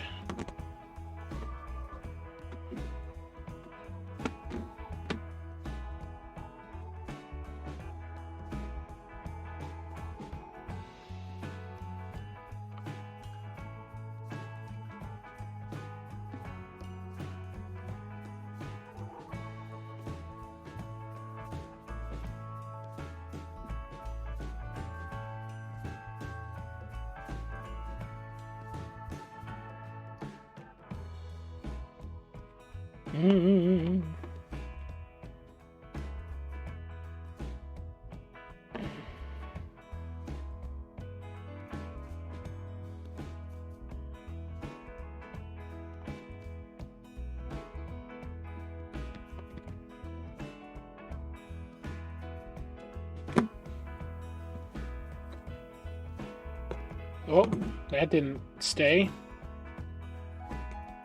Pile of shit. And when I say fucking pile of shit, I actually mean my knot tying skills.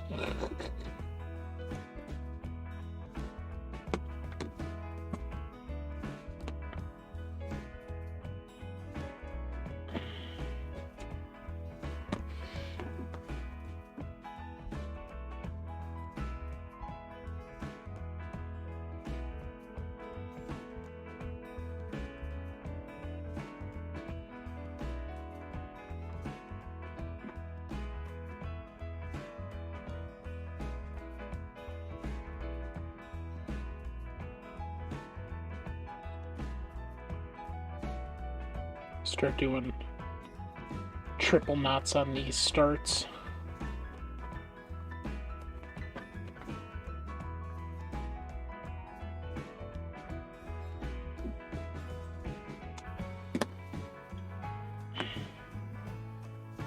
There's probably better knotting techniques, but I haven't looked into any of that yet. That'll be part of the process, though.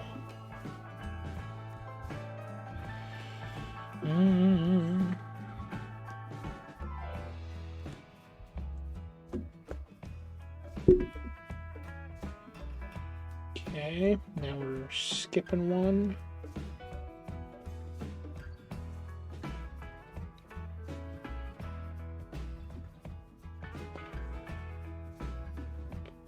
This bit here.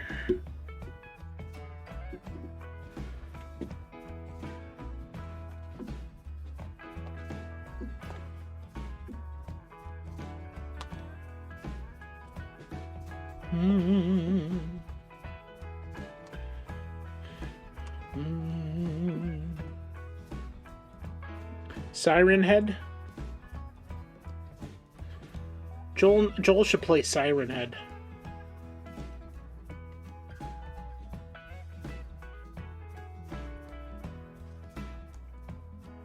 No. There's nothing wrong with it. You didn't play that.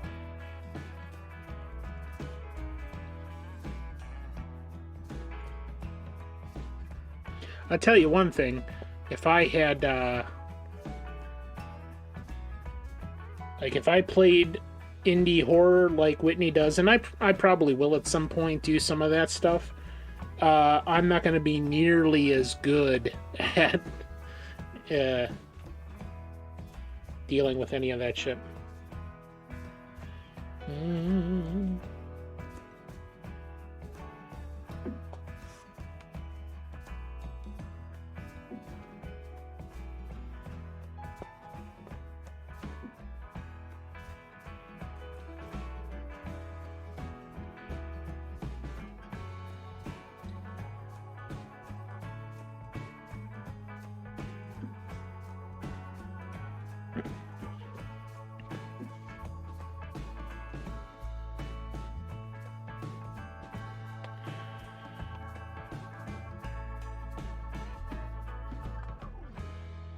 Four here to fill in the rest of this space.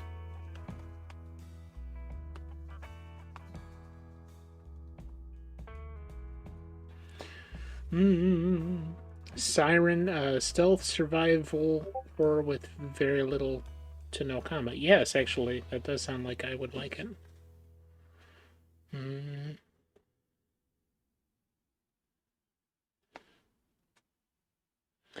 I don't know. With me, it's just like there's so many games out there with combat in them, and that's the the whole point of the game, especially in survival horror or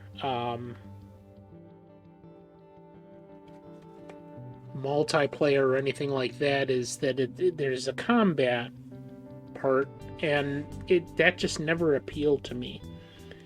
Like, I mean, the only combat that I've really dealt with is in Minecraft, and even then I kind of abandoned Minecraft for Creativerse, and I got used to pretty quickly the combat in Creativerse. But it's just not a gameplay aspect that appeals to me. I mean, if I could cut the... You can't do it in Creativerse. If I could cut the combat aspect of it out where you're fighting the creatures, I would. But unfortunately, it's part and parcel with the concept of the game, which is very similar to Minecraft.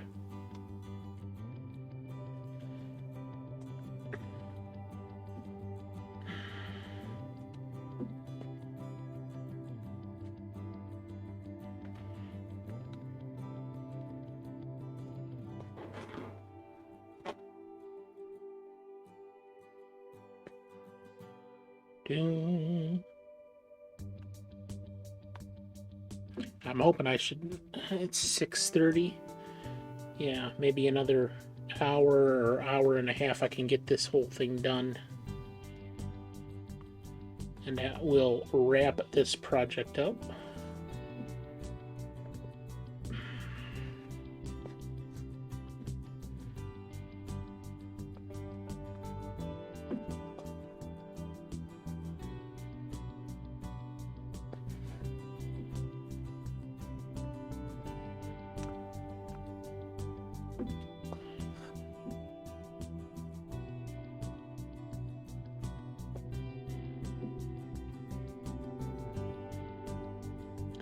But at least this this kit, I think, was a nice, small, literally small, way to get back into this without too much trouble, and get my stride again before I get on to the bigger projects that I want to.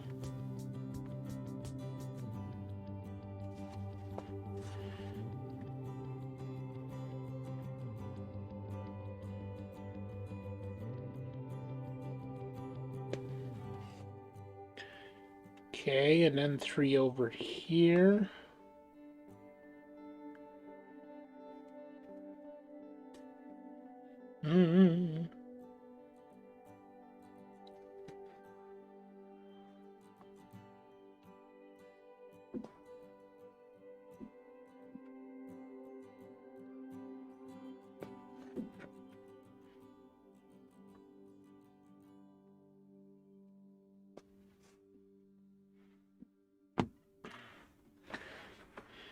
Wants to build a mech suit that fires buttered toast at his enemies. Well, those were secret plans until about 20 seconds ago, but, you know, touche.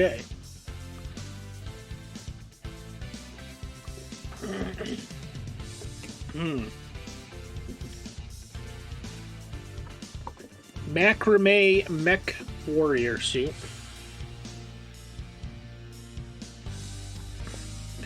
You know, after all of this time, I still don't know what the hell a Gundam is. Is that what that is? A macrame mech suit that fires buttered toast? Same thing, okay. Confirmed! Wait, we need something for that confirmed. Hold on. Here it is.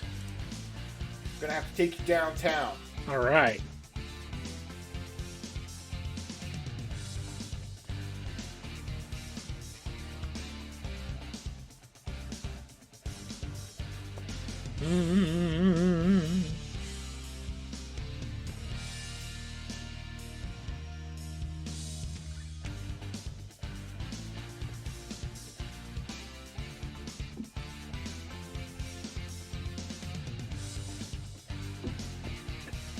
Okay, got those 3 done. Now it jumps. Let's see, where are we going? All the way down here, right? Yeah.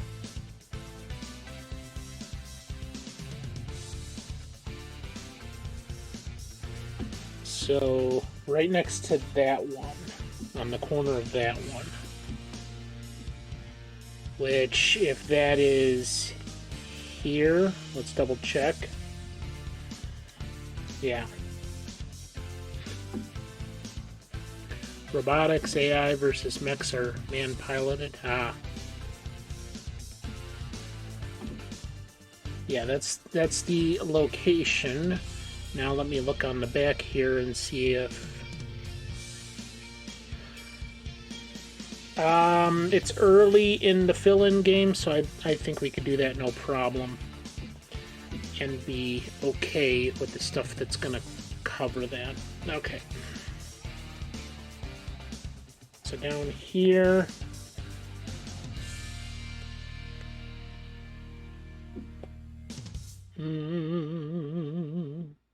Hat rack? Oh, you got it. Hold on.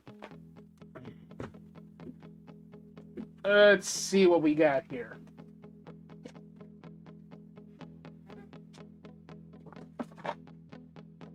Yeah, let's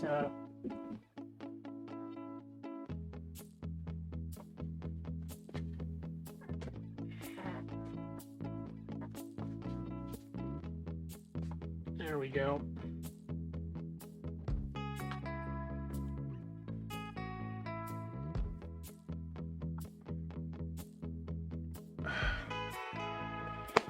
Mur would like this one.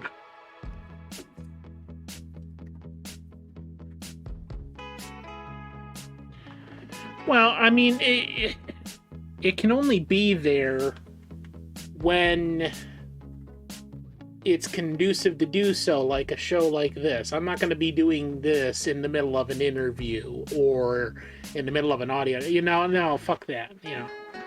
So... I haven't done a lot of these kinds of shows where it's conducive to do that in the last several months.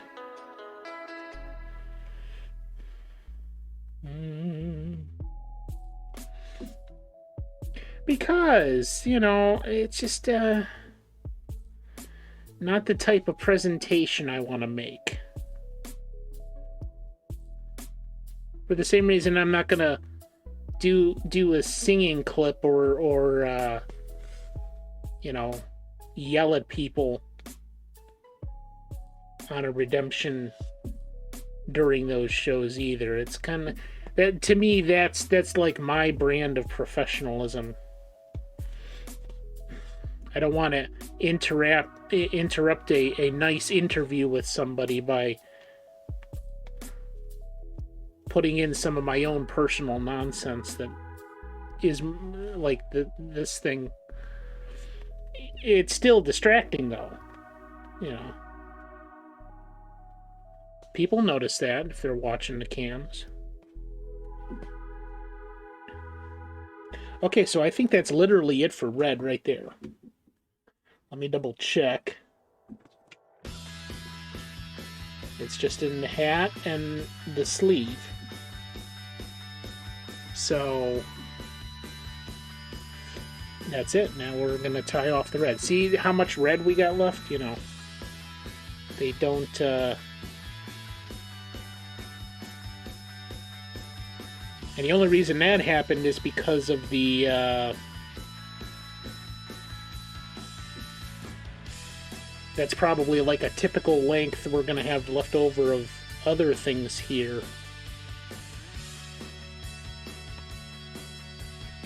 And that's just like the smallest length that they put in these kits or whatever.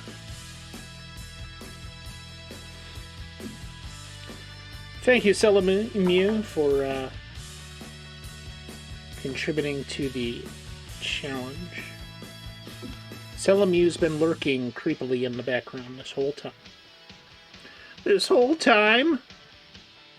This is obviously pre-recorded. Yes, it is. Yes, it is. I knew you were going to say that ahead of time, so I pre-recorded it. Just so it would make sense. Shorten Street, welcome to the stream. Hello, thank you for contributing to the challenge.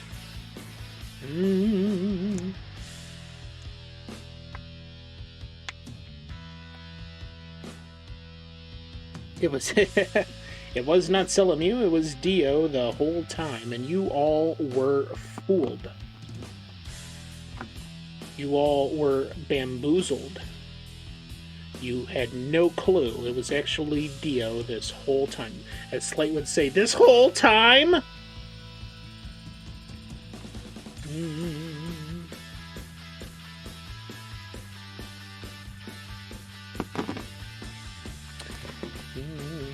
Hello, Mrs. Short and Sweet. Hello, how are you? Cheetah in a JoJo pose. Aha. Alright, so that's leftover red. The red is finito.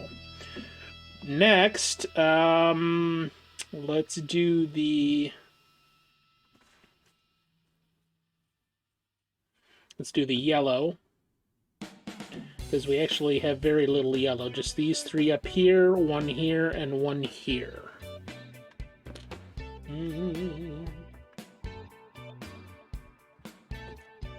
And I saw that there's only 3 out of the 4 up here. I think I'm going to just fill that in to make it 4.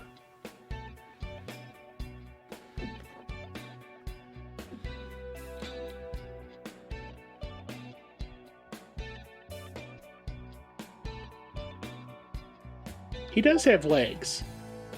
They're right there and right there, you know. You just can't really see them because he's short and sweet, like someone else we know. It's me, I'm short and sweet.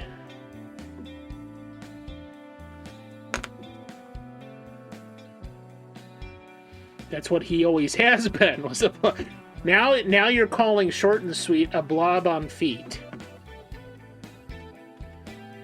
That's terrible. Can't take you anywhere. Sports and meats? You're so racist.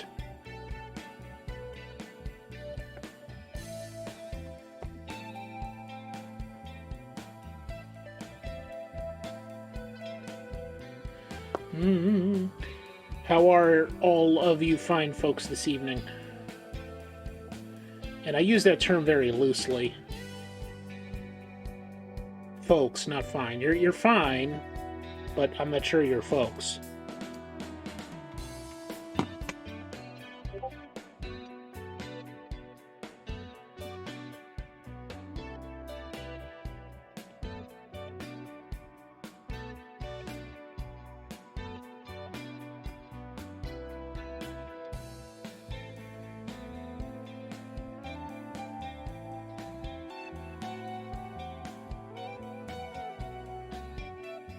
Like butter, use sparingly.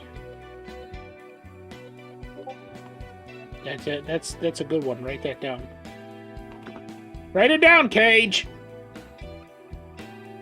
Sipping coffee instead of eating supper. So coffee is the supper pro bono.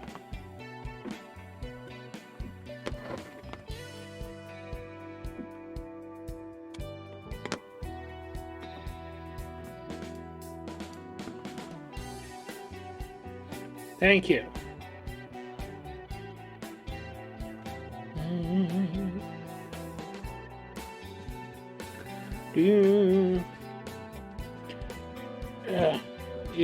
Is work busy, Kage?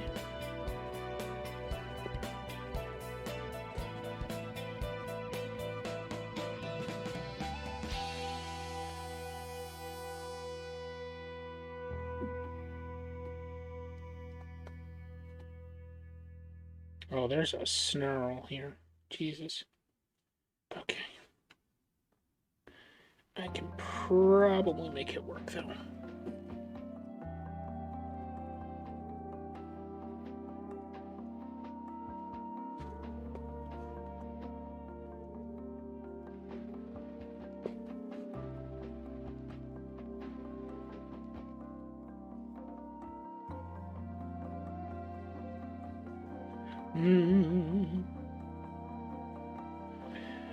So, aside from coffee for Selamu/Dio, what is on the dinner menu for everybody this evening?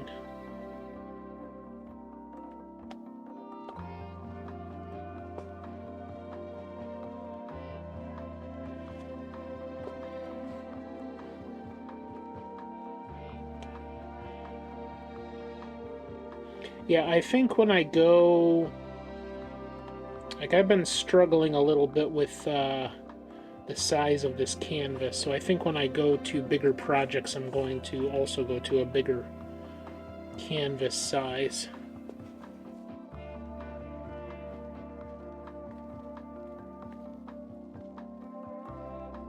Okay. So that's those four. Then I'm going straight down... or actually to the down and to the right, to the interior of his foot.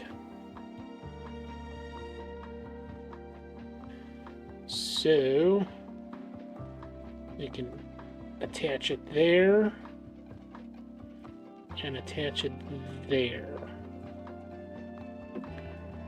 Arby's. Yeah, you didn't get me any Arby's. What the fuck?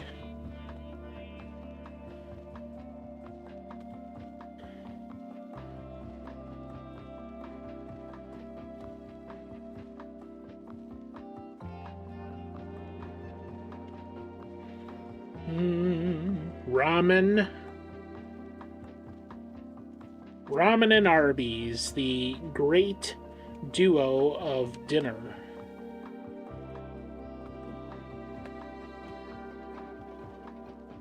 Weren't you making a meal plan for you and the short one? Or was it just the short one? Regurgitated Arby's? Yeah, unfortunately, like, you know, Selamu, I'm like that with, Hardee's. I absolutely love Hardee's, which, I mean, also goes by Carl's Jr. out closer to the west. And, there's only two around us. One of them is about 35 minutes to the south, and one of them is about 30 minutes to the east of us. And it pisses me off to no end that I really do have to plan if I want to go to Hardee's.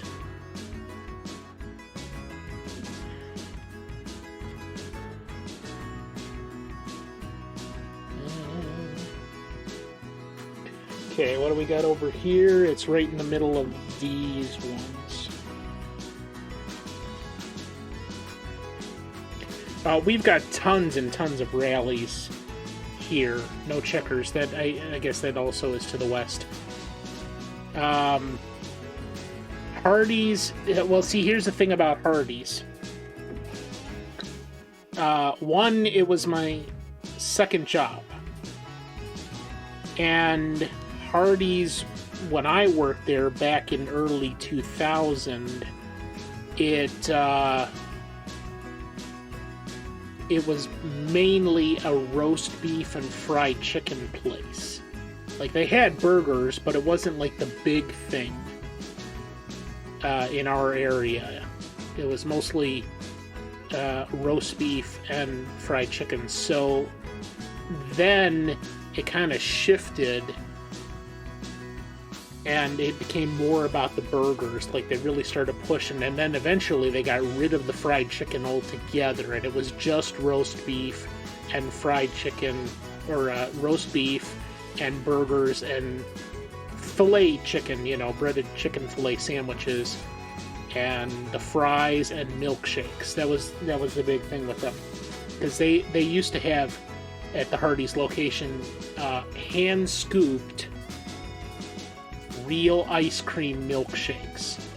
So, like, I remember doing that when I worked there, like scooping 2 or 3 scoops of the real ice cream into the cup, putting in the milk, and then mixing it into a nice, real milkshake. But then that kind of went away. The milkshakes now are, the kind of standard milkshake that you get at anywhere with the machine, and in fact, I don't know what Carl's Jr. is doing, but Hardee's in this area just sucks now. Like, I still will stop there and get a Monster Burger combo and curly fries because that's kind of nostalgic for me, and it still pretty much tastes the same. But the very fact that the franchisees here are not doing well lends itself to the restaurants not being good quality, the few that are here.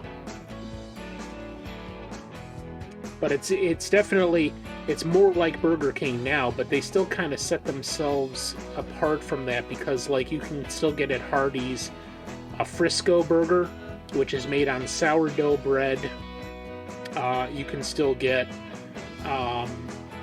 the seasoned curly fries, and something else I can't remember that sets them apart from, like, Burger King or McDonald's.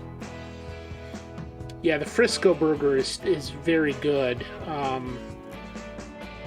That sourdough bread in place of the bun really makes it a much better burger, in my opinion. Mushroom and Swiss, that's what it is. They have had a mushroom and Swiss burger and chicken sandwich forever, and they have their own proprietary mushroom mix that they put on those. And I remember, that was never a thing anywhere else, that you could get a mushroom and Swiss burger, and they had it all the time.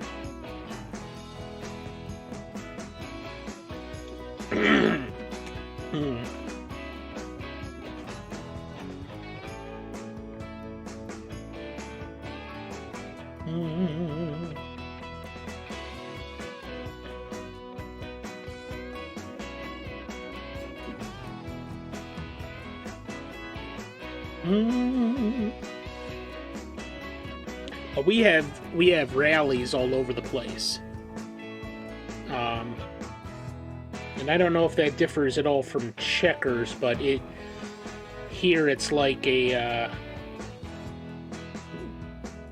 kind of like a ghetto staple. They are everywhere in the places where the poor people are.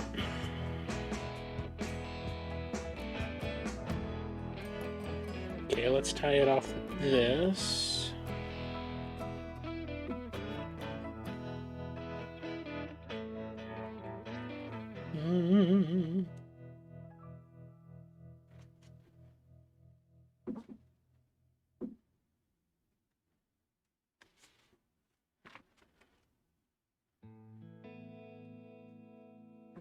Okay.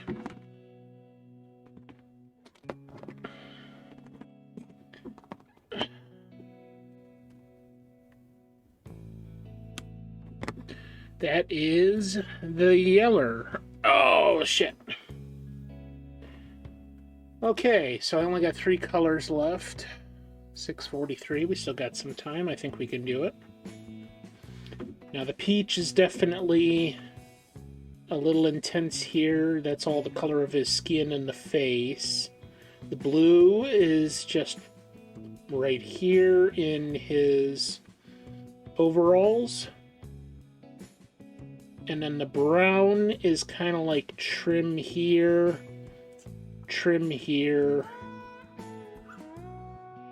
and there, around the back shoe, a little bit here.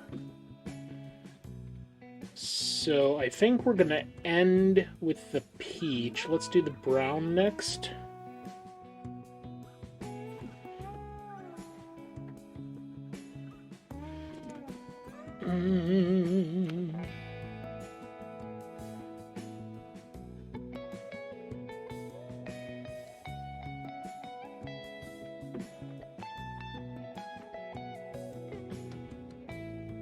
Whoop.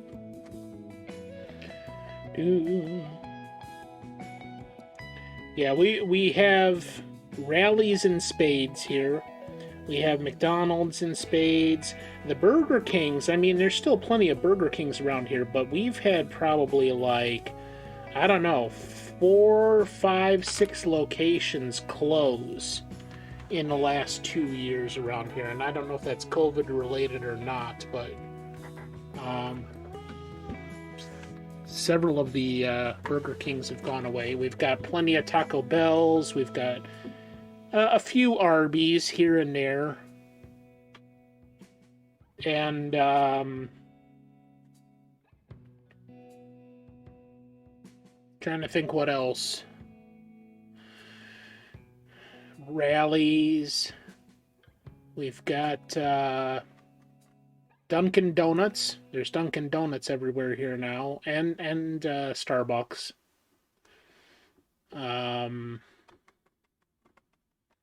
Fast food. We've got a couple of Panda Express standalone stores. We've got lots and, well, not lots, but quite a few Chipotles.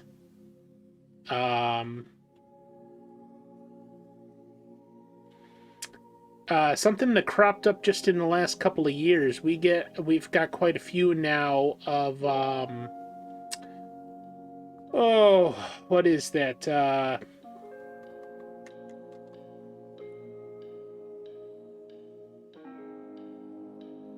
It's a chicken finger place. Damned if I can remember the name of it.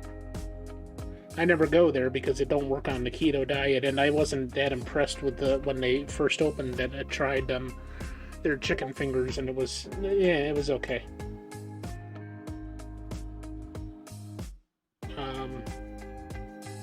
That's about it. I mean, then that's all of the like national chains. Then there's some mom and pop stuff and local stuff. All right, so brown is a triangle. Let's just make sure we don't have any up here in the hat. I don't think we do. Nothing there. No. So we've got a couple here on his nose. And a little bit here that signifies his ear.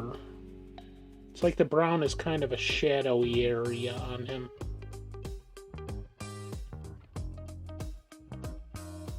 But then the majority of it is here in the neck area. 3 over here in his right foot, and then the rest of it up here in the left foot. So,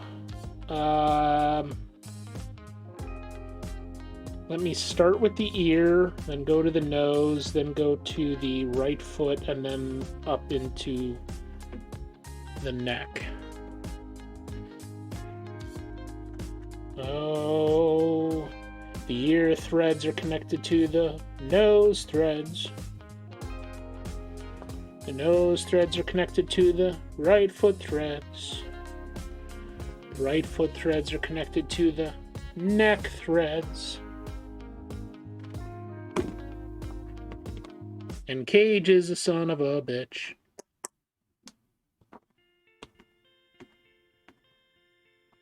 You know, for as much as I abuse Cage, I really do appreciate his extremely smooth, sensual hands. They are very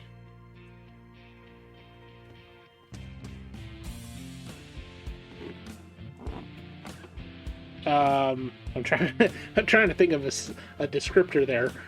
His smooth, sensual hands are very veiny, and thus give mad pleasure. When you're getting a massage, I don't know what else you're doing with your hands, but and because of that, you know, we had to turn Cage's hands into a national treasure, and then Nicolas Cage tried to steal them, and then we had to kill Nicolas Cage. So that's all I got to say about that.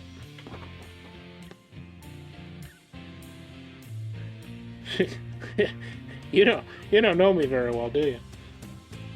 Everything I do is fucking weird.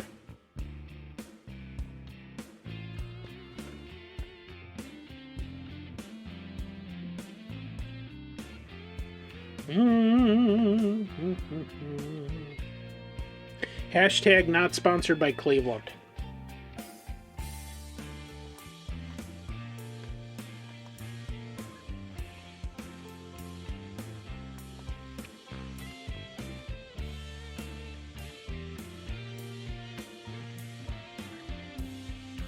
Raising Cane's, that's it. And yes, I'm talking shit about them. Look, they're okay. On a scale of 1 to 10, I would give Raising Cane's 5.5 or a 6. They're not horrible. The sauce, like their house sauce, I wasn't impressed with. I was like, oh, this is okay. You know, I'd eat it. It's not my favorite thing in the world. And their breading and all that, it was okay. It just wasn't great. It wasn't fantastic. It didn't sharpen my senses into Spider-Man world, you know. It was okay. I'm certainly not, let me put it to you this way.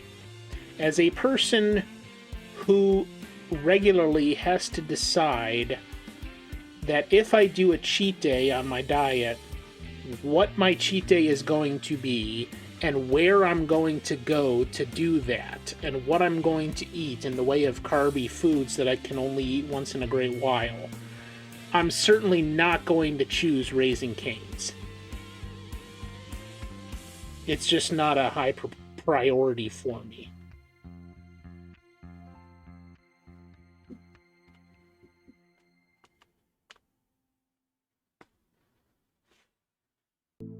Okay, fine.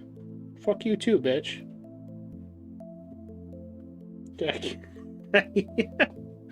It is what it is, man.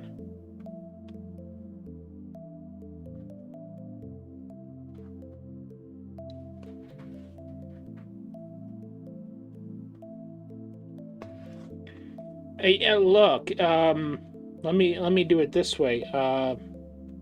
Because they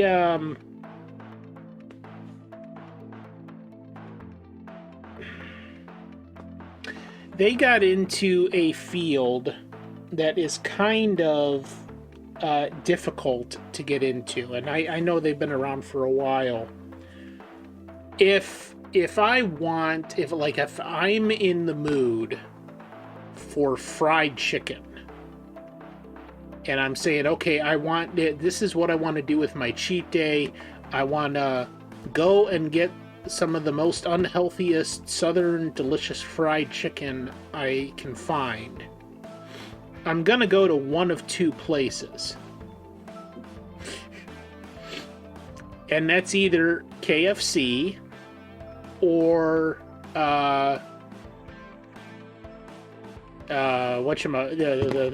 Chick-fil-A.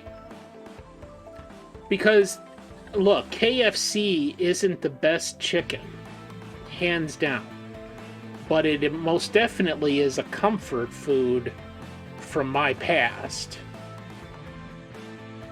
And nobody has even come close to matching the dynamic of fried chicken than KFC has.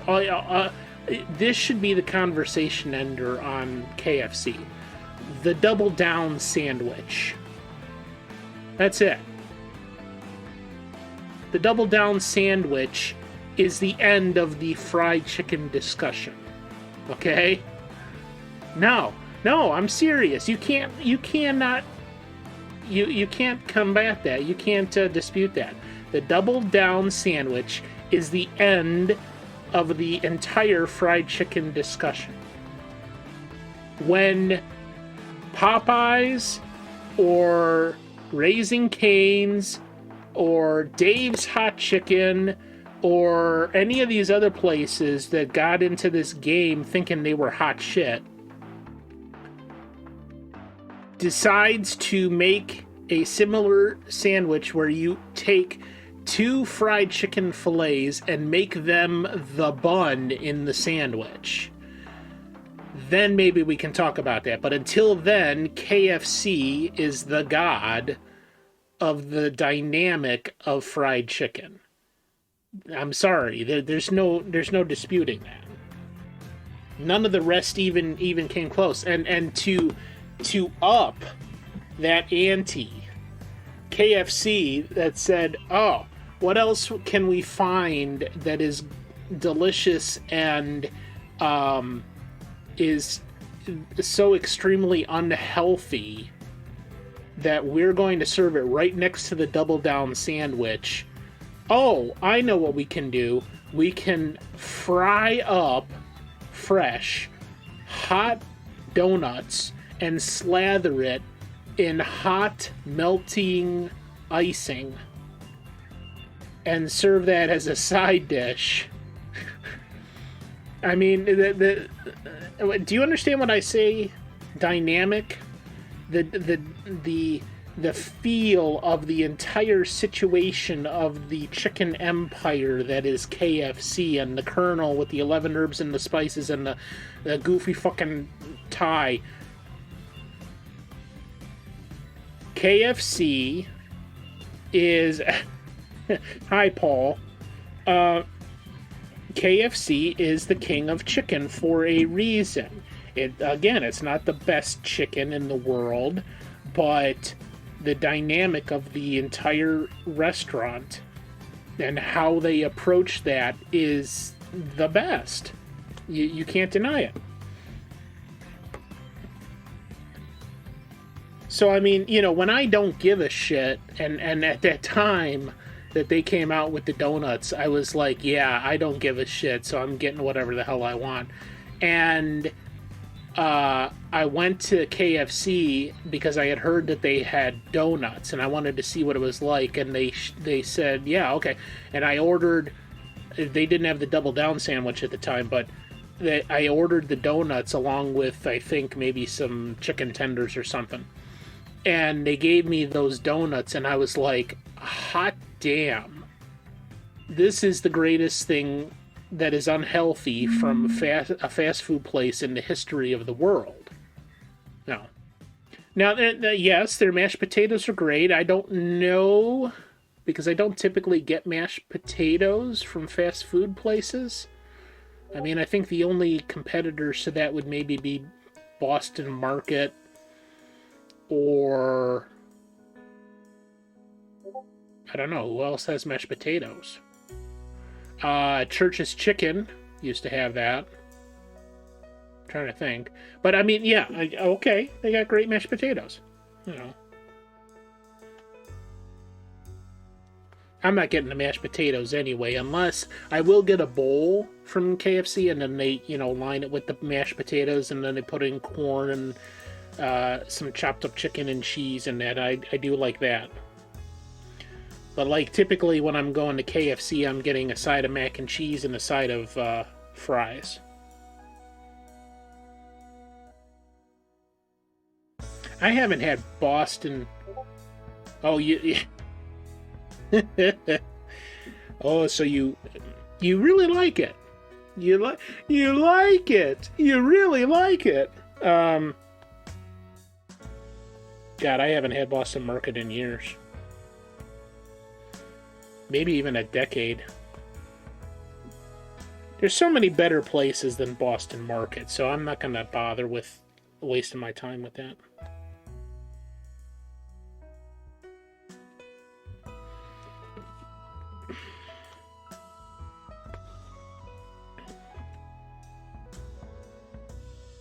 Okay, so let me go straight down and grab these 3 in his foot.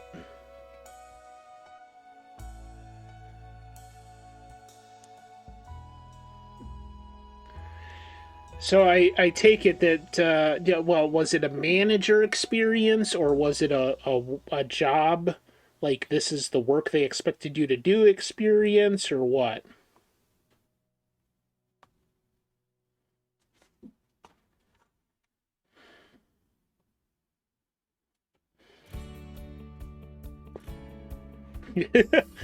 And in 3 days, she knew.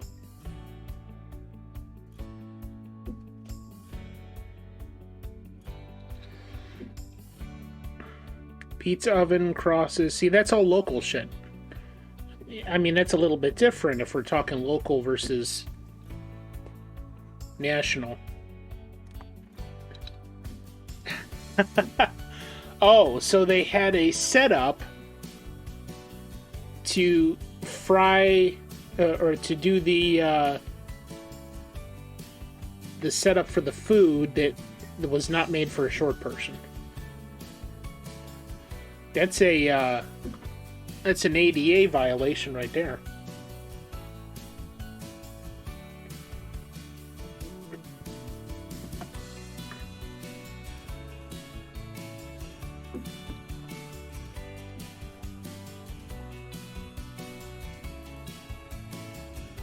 You know who I was pleasantly surprised with their chicken sandwich was Popeyes. Because you remember, was this last year or the year before they finally came out with a chicken sandwich? And,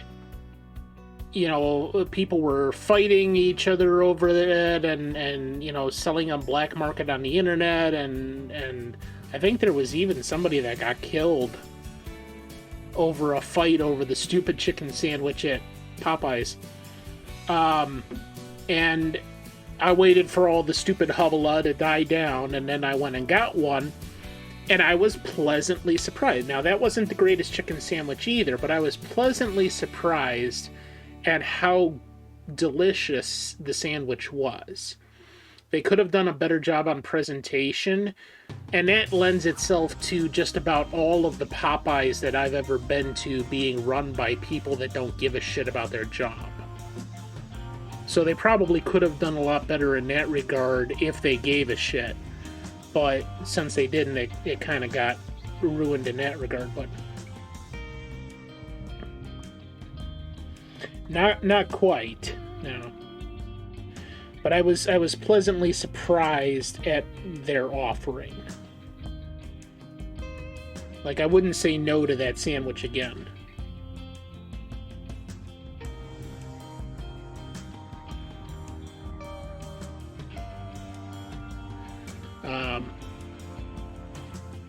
But see, that my problem with Chick-fil-A is that I think they're rather expensive, comparatively expensive. And I wouldn't necessarily want to spend that amount of money on a fast food place. So occasionally I will go to Chick-fil-A for I think it's kind of funny Chick-fil-A is the only place that offers grilled nuggets, which works on the keto diet. No breading. Okay? Do you know what their grilled nuggets are? A grilled filet cut into pieces. And I was like, when I got that the first time, I was like, oh, okay, so you really didn't go to a lot of effort for this shit, you know. You grilled a filet and cut it into pieces and you called it nuggets.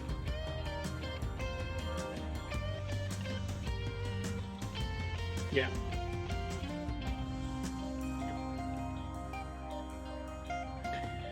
Alright, so from here I need to go back up to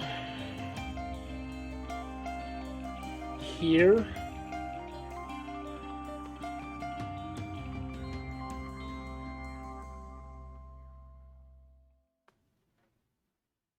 So we'll just go under that one.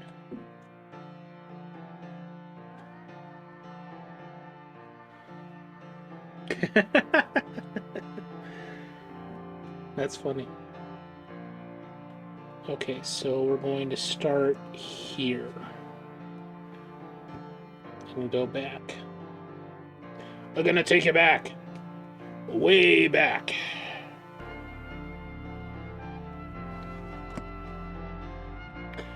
But they do work on the keto diet. I mean, I regularly get grilled chicken for things, and unfortunately, there's a lot of fast food places that just have gotten rid of their grilled chicken. McDonald's used to have it, Arby's used to have it, they're all gone now. Because I guess, you know, nobody really wants it. I think you can still get it at Sonic. Sonic! I forgot about Sonic.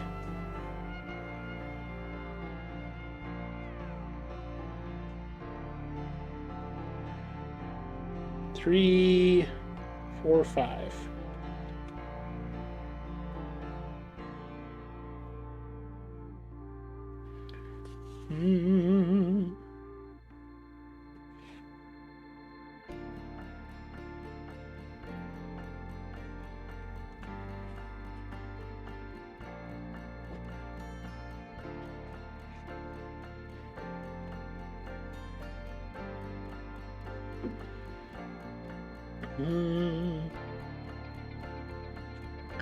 I suppose, I mean, in general, it's kind of hard to do keto diet on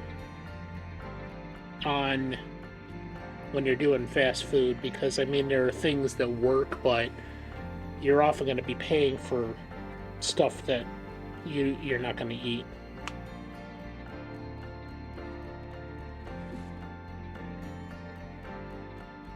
Oftentimes I'm reverting to a salad. Wendy's! Man, I forgot a whole bunch. There's Wendy's, there's Sonic. I'm probably forgetting a whole bunch more. Wendy's is one of the few fast food places anymore that still has salads. Like, you used to be able to get grilled or crispy chicken salads at McDonald's. They did away with that before the pandemic.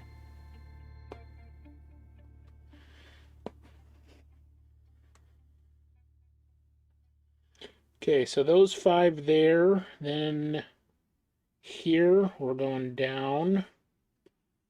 We're going down, down. I don't know the words of the song. I hope you can't forgive me for being a dumbass. We're going down, down.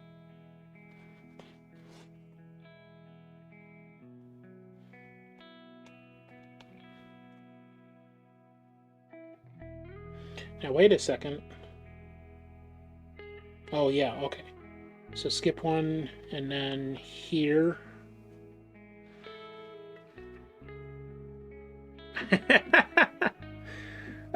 Sorry about your luck, Malaga. Yeah. Yeah, what's your New Year's resolutions? Like, honestly, what are you trying to resolve to do in 2023?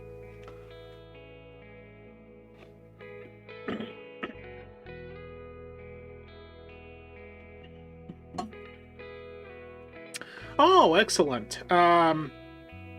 strict keto, dirty keto, paleo keto. What is your flavor du jour of the keto diet? I've been doing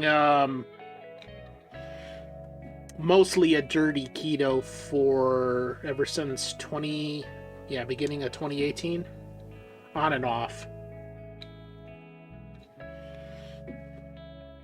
Oh, I'll look at that again. Yeah, I remember you posting that, but I'll have to see what specifically you were doing again.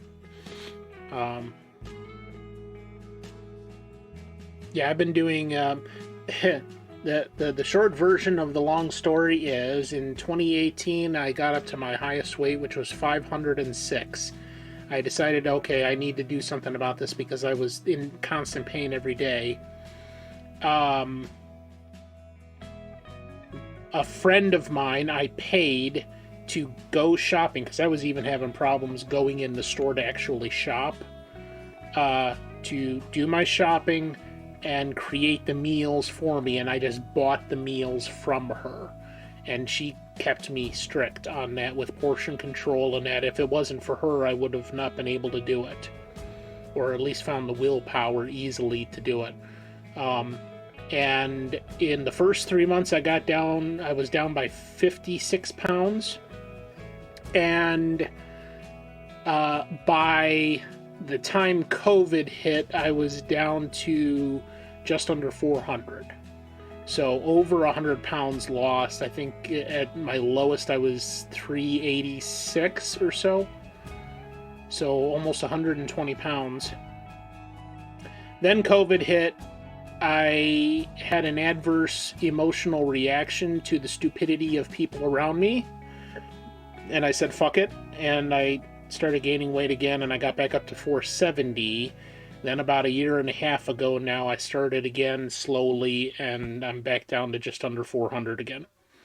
So, and the same thing, dirty keto, but I take it easy now. I still do the portion control, and I still do, in general, far more protein than anything else. I don't drink any soda. The hardest thing for me was cutting out potatoes.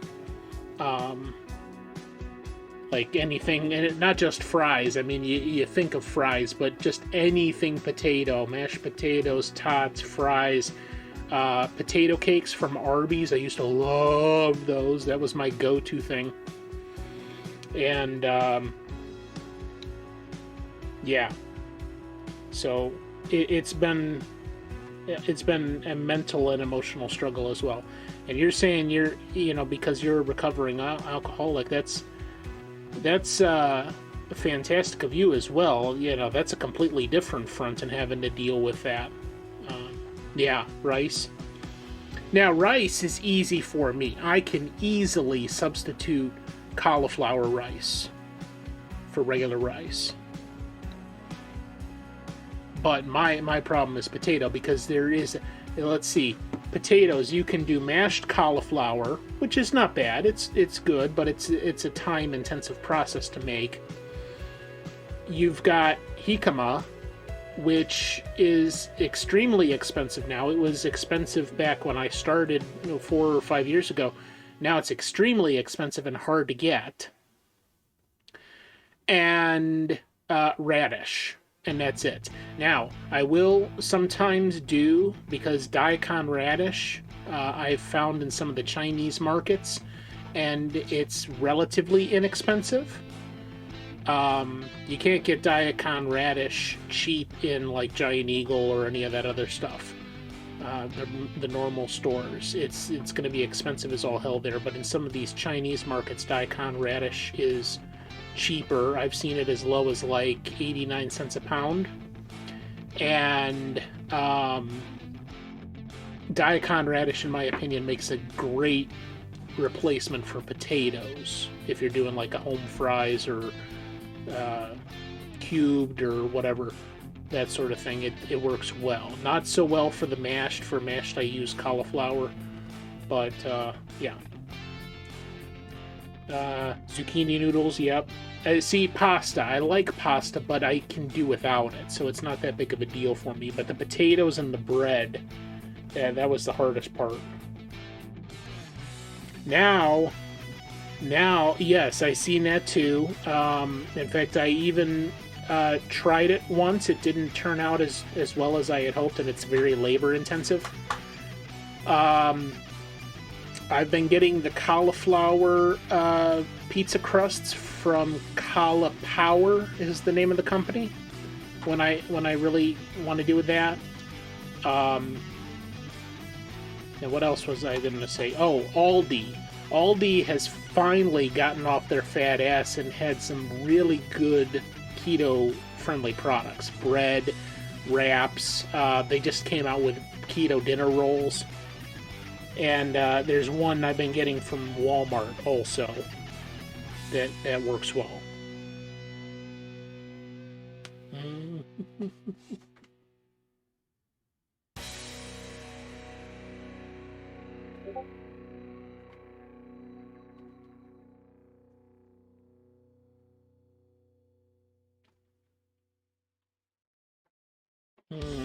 How do I want to do this? Let's come down here and do this one first.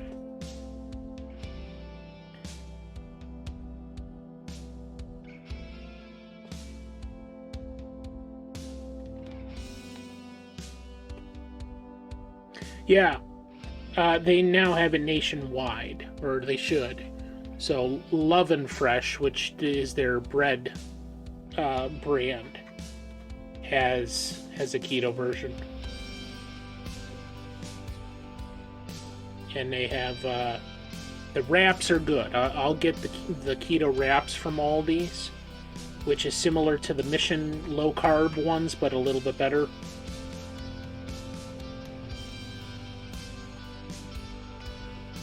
And like I said, they just came out with dinner rolls, and they've got a few other things. But I mean, I'm regularly going to Aldi to buy like 8 blocks of cheese a week, And almond milk, they're typically the best on the low, the no sugar added almond milk that I use for my coffee all the time.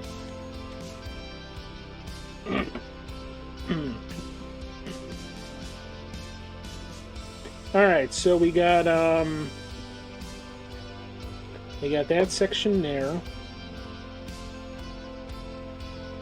Now we're gonna come back up and do this one here.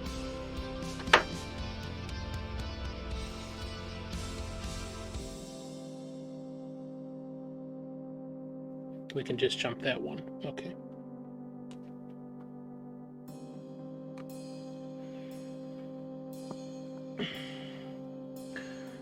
But let's see.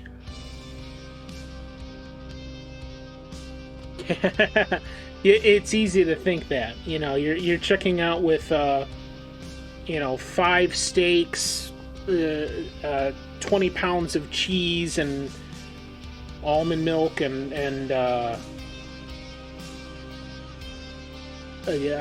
17 barrels of pork rinds, and they're all like, "Dude, what the fuck are you eating?"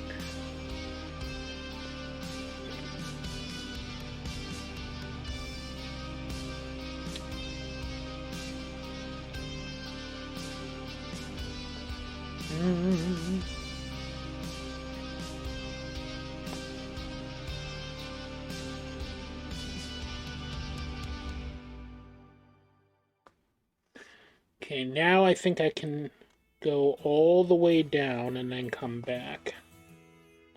1, 2, 3, 4, 5.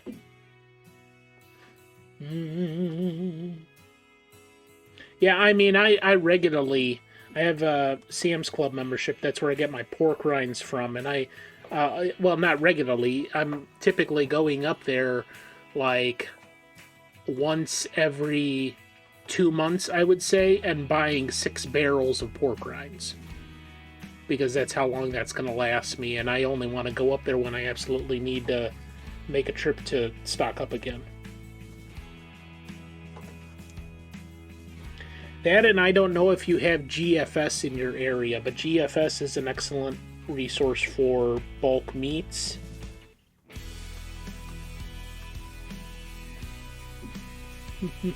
Yeah, those poor piggies. Fuck those piggies. They're delicious. But I mean, like, you know, chips. I've replaced everything that I would eat chips with pork rinds, and it works, you know.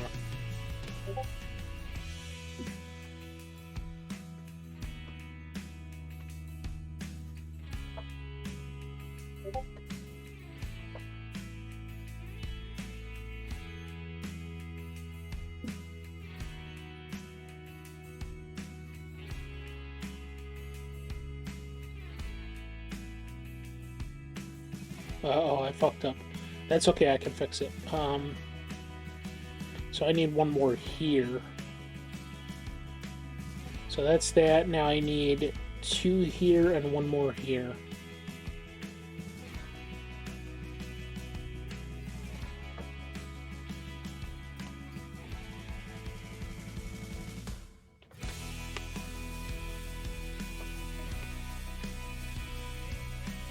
There we go. Yeah, no kidding. Well, don't even get me started on the food industry and their fucking bullshit about, oh, you can't eat fats because that's going to make you fat. It's all bullshit. It always was. The FDA and the nutrition experts and all that, they don't know their asshole from a manhole cover.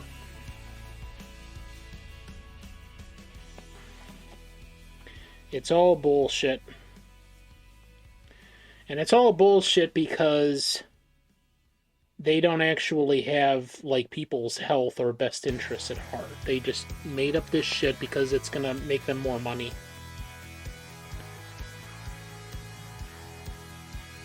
The healthiest thing that you can eat is a regular diet of butter and protein.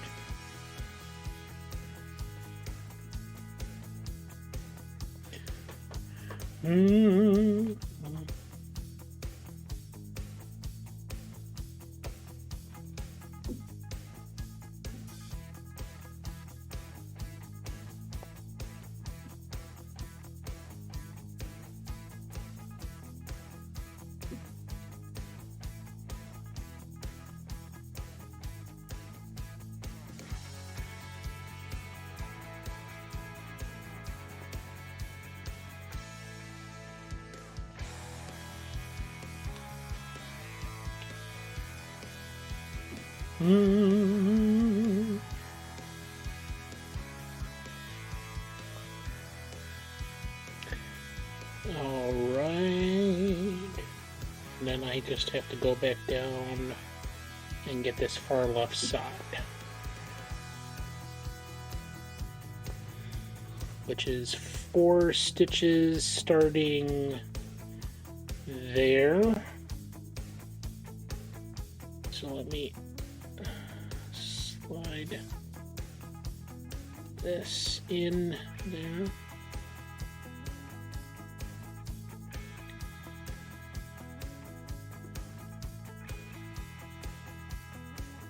There we go.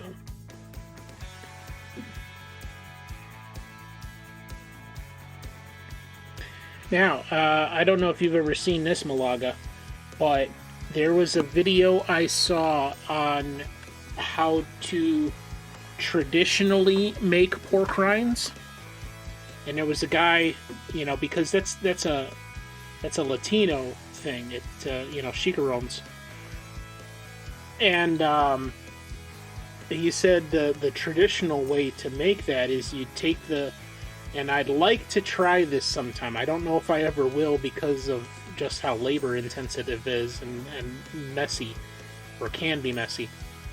He shows, there's this one video I saw on YouTube where he lays out an entire pork belly, and then he salts the skin and puts it in, I think, the fridge overnight, and what the salt does then is leaches all the moisture out of the skin.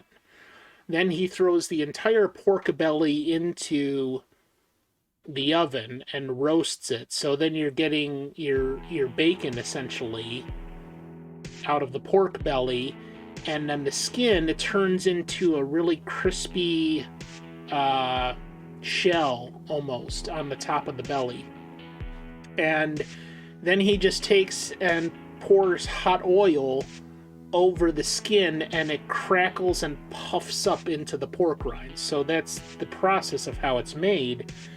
And it was just very fascinating to watch him do that in real time, how he created that to create pork rinds from scratch.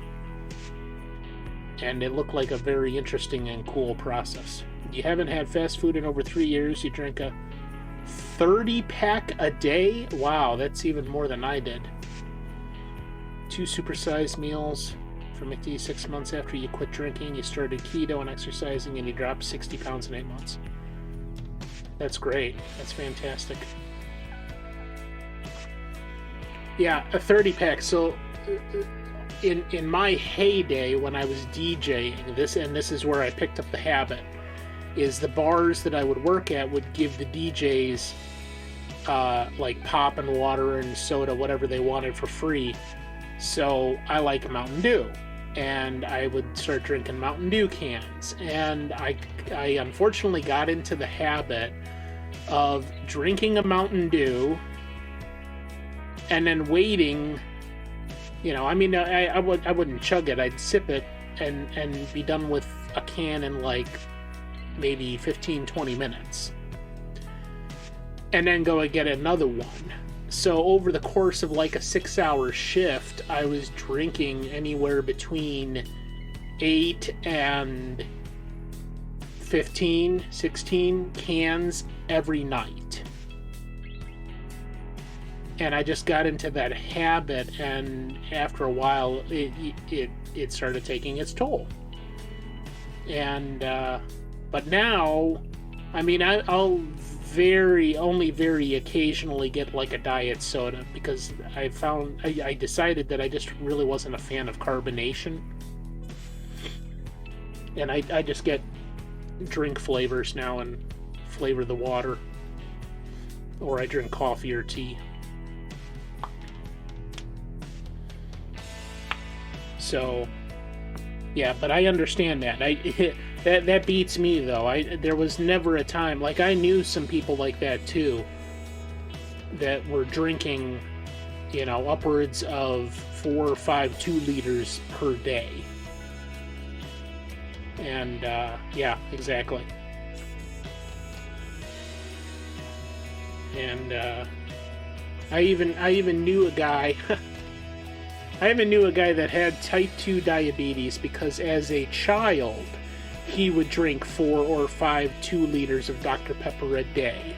And then when his foot fell off, he finally made the switch to Diet Dr. Pepper and was drinking 4 or 5 2-liters of Diet Dr. Pepper a day. And I'm just like, you're not understanding the situation here, dude.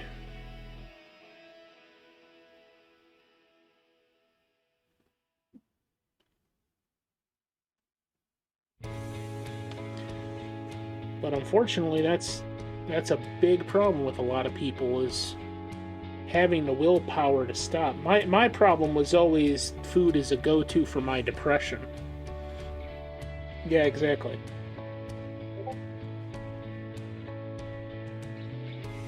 So the more I was depressed, the more I was eating shit. That, and I finally figured out after many years that I had 2 eating disorders. And it took me that long to figure it out. And not necessarily what to do about it, but to just realize and acknowledge it for what it is. The first eating disorder was easy to recognize, and that was because I associated food with comfort. And therefore, anytime I was depressed or feeling like shit, I would eat food, no matter what it was, and eventually that became fast food. And that would be like, smoking to somebody who's addicted to cigarettes. It's got that calming thing. You can most certainly be addicted to carbohydrates.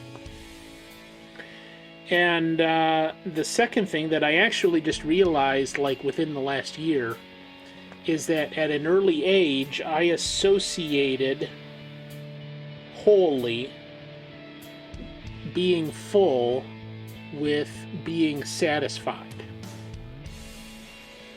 So, for literally almost 2 decades, I was always making enough food so that I would be full at the end of the meal.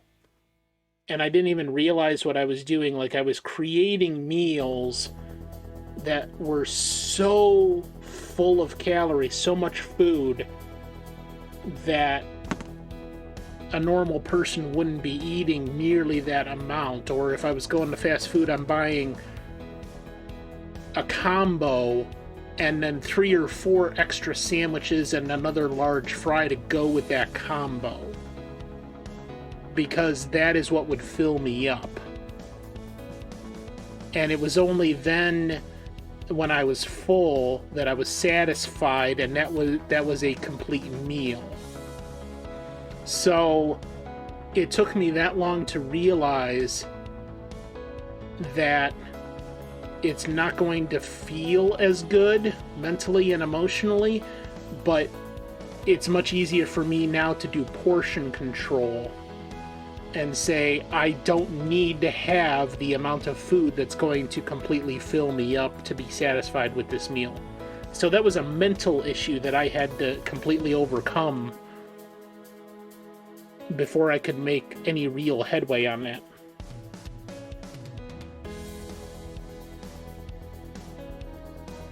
And I mean, that's the biggest thing with any diet that people don't realize or don't want to realize, or their fucking nutritionists tell them that it's not necessarily a factor, is the mental issues dealing with how you associate feelings and thoughts with food and specific foods and things like that.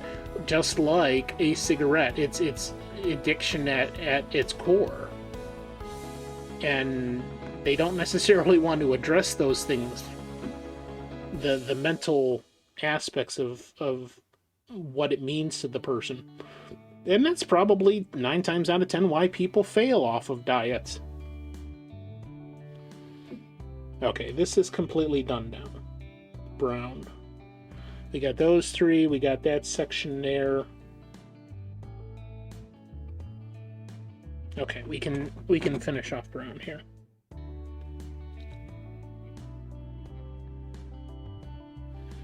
So, I mean, once I realized that, a lot of things became easier. I still struggle with a lot of it, but a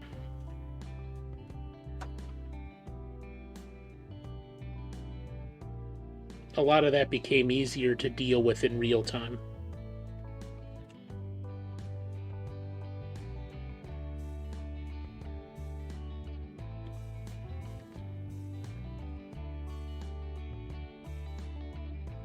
That and the thing that really makes dieting take on a whole new dynamic is actually understanding what your body is doing with the food and how you can compensate for certain biological functions and still make it work.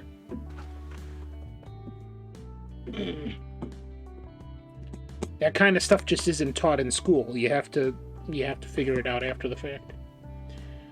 Alright, so let's do the blue now, and the only blue we have is right here in the overall, so that should be a fairly simple section.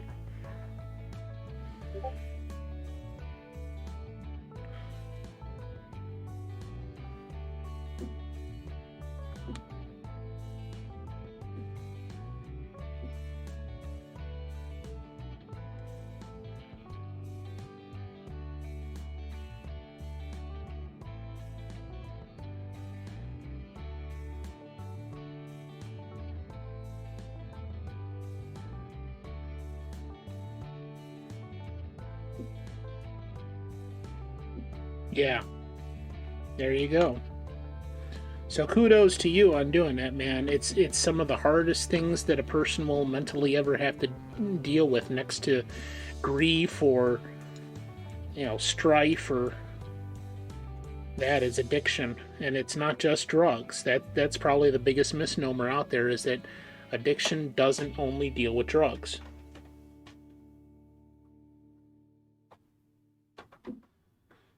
All right, so we're going to start here.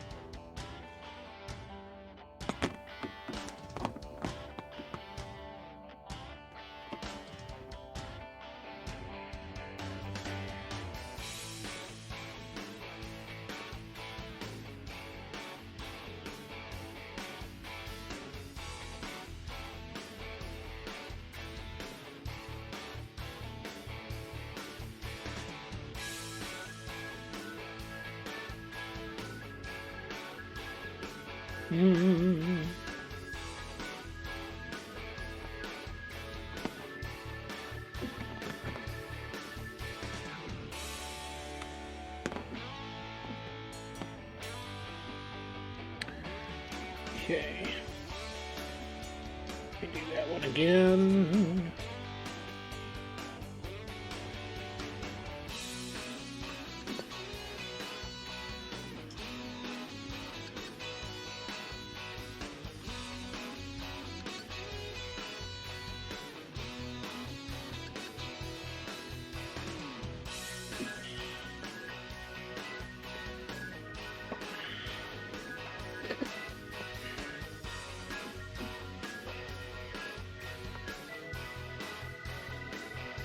Okay, now we'll go around this one.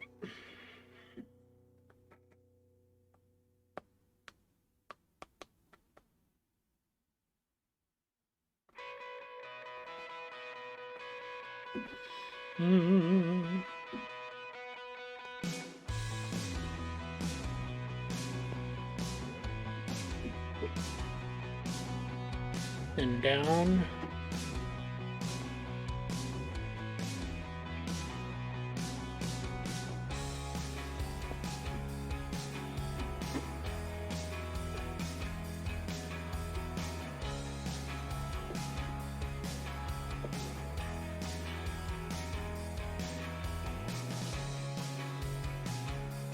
Okay, so I think we're probably going to be finishing up here at about 40 or 45 minutes, maybe a little bit sooner.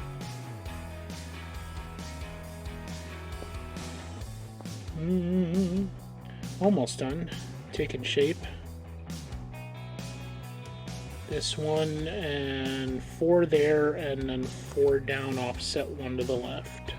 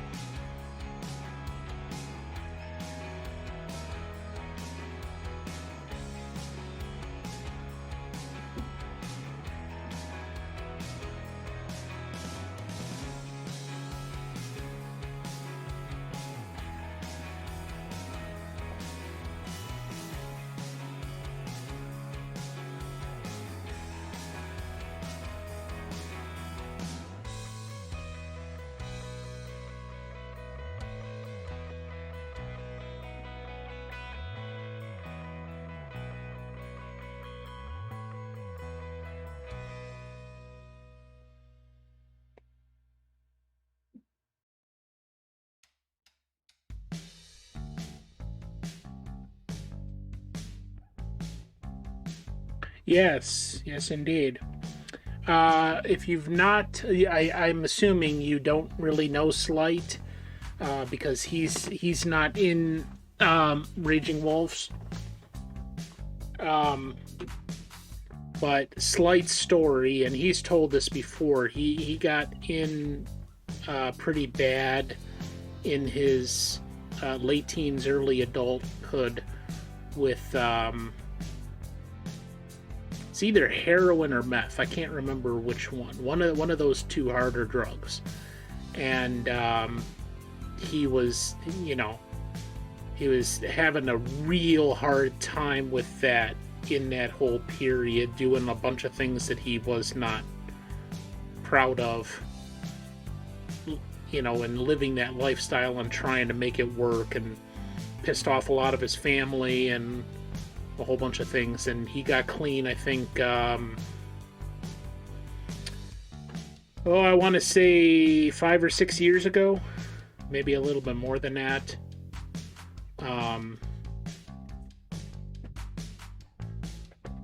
But like, his big thing when he tells that story about his past is he feels it,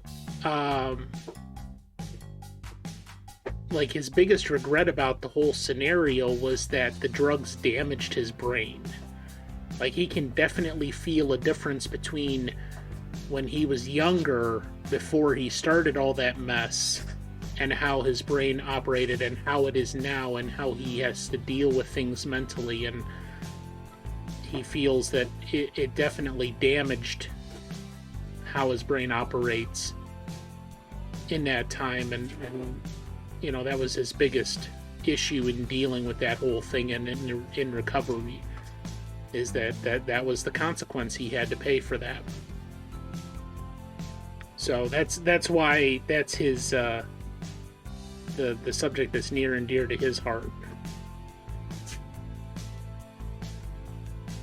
Most certainly I will.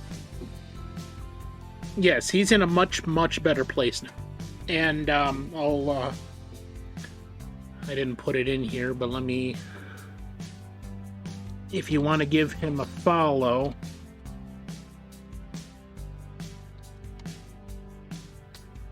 he's a good dude, and he plays a lot of games now, and that's his mantra. That what he's trying to do with his channel is play every game ever. So like, he goes through a good, I'd say minimum 6 to 8 games a month that he plays. Probably even more than that, but maybe closer to like a game every 2 days. And he's always doing different things. He's trying out, new games that he's never played before, and then revisiting old games. I know in the month of January here, he's revisiting all the old Sega games that he played as a kid. No, thank you. I'm sure he appreciates it. And I certainly will let him know. And thank you for that. But yeah, he's a good dude, and he puts on a good show too. He's pretty funny, and he's a master of thinking up names and wordplay and puns. That's maybe one thing he got out of that deal, was that he's very witty and quick on his feet, thinking with like plays on words and ways of thinking about words that you've never thought of, maybe. Oh, you're not. You're fine. Chill stream, no problem. You're good.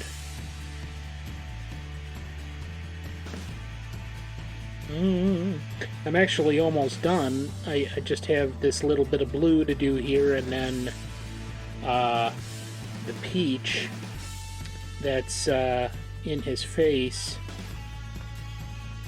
and then we're done.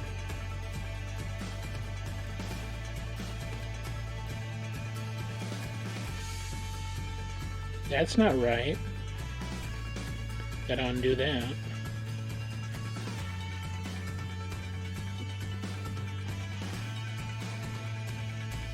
Where are you going? You're going over here. There we go.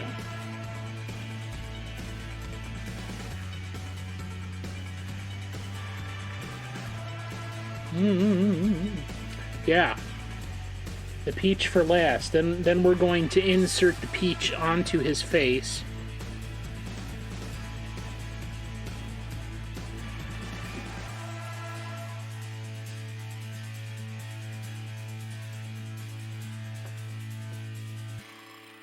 It just it just kind of worked out that way. That was the you know how I decided the order should be for wrapping this up.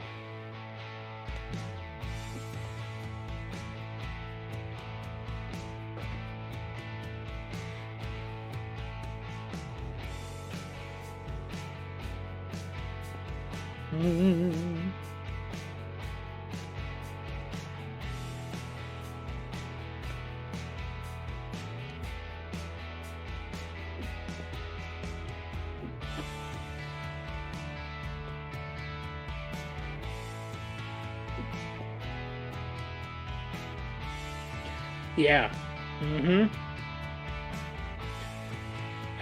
Malaga, did you join the Conflux Discord?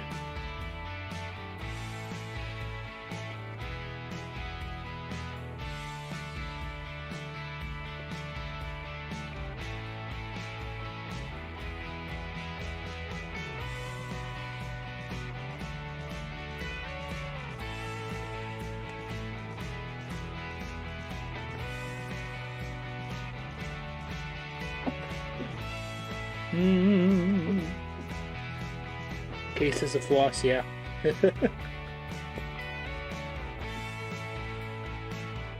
Okay, that's it. Yeah, did you join the Conflux Discord at any point, Malaga? Okay. Yeah. Oh,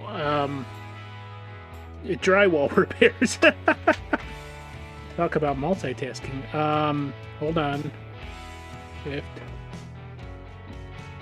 Hold on. Gotta spell it right here. One-handed. There you go. And you gotta make sure if you... I'll tell you why I mentioned that here in a minute. You gotta make sure when you do, you gotta agree to the rules before you can see the rest of the Discord. And...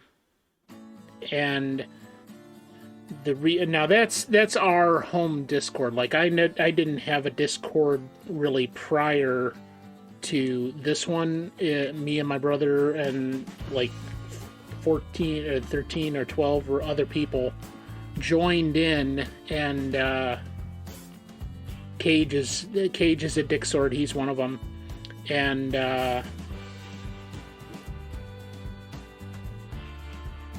we basically that's like our home Discord, and we kind of banded together to do that.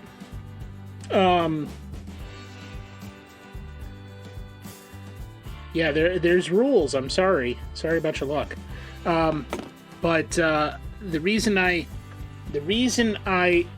prompted you to do that is because I had pointed somebody else earlier this evening out to part of that Discord, and once you're in and you're no longer covered in spackle, I'll send you a message or a link or something. There's another member of our community there, Seven, who does those types of larger cross-stitch projects, or at least she has done in the past, and she posted some pictures of them, and it's really good stuff. And that's probably what I aspire to in the future as I start to ramp this back up. I never did anything as large as those, 24 or 36 inch canvases, but I might one day soon, in the not too distant future. Thank you, Tuba Swan. I hate those fucking feet. And hello, how are you, Mr. Swan of the Tuba variety? Good evening. Guten Abend.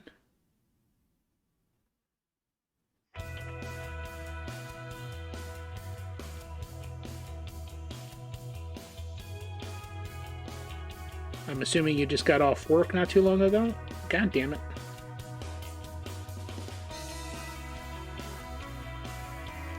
I am doing pretty damn good.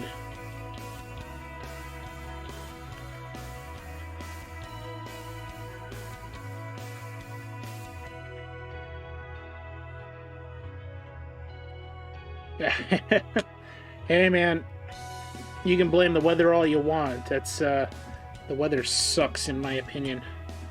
It could do a much better job of not being a douchebag. How's that? All right. So now all that's left is the peach, and it's all here in his face.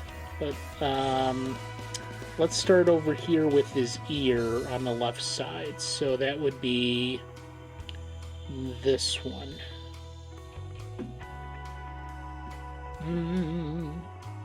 Well, hopefully you get some good rest tonight, and you can compensate for that, the shitty weather.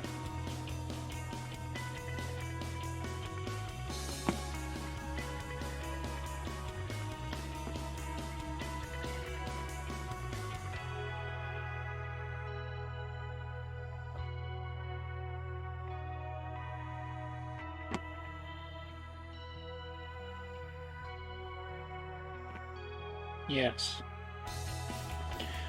Well, we're almost done with this. I'll probably be done in maybe 30 minutes or so. So we're plugging right along, and I'm glad I was able to get this whole project done in one stream. Or will in a minute.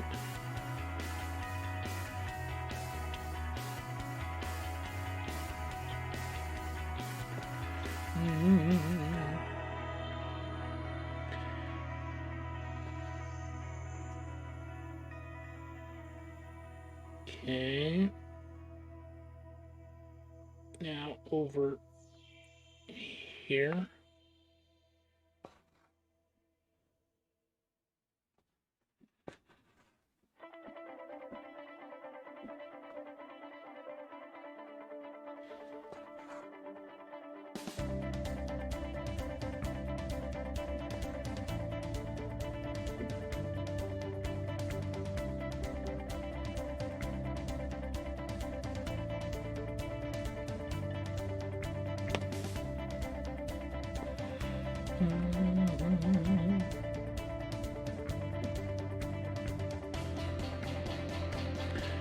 Okay, now let's close those four and go back up.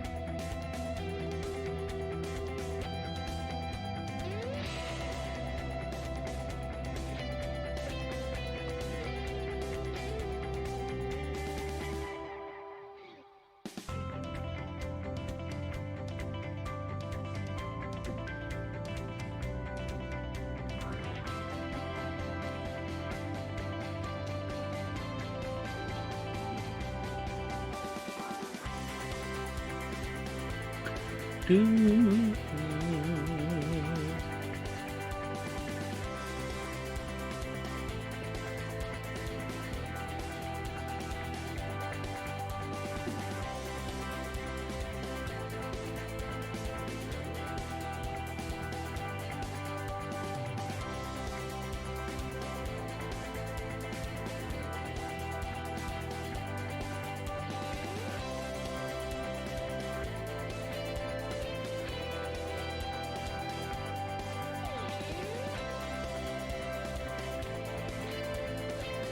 Some of the red was coming in off of the back and looking like Mario was bleeding out of his mouth. Like, I don't think that's quite what the feel was going for here.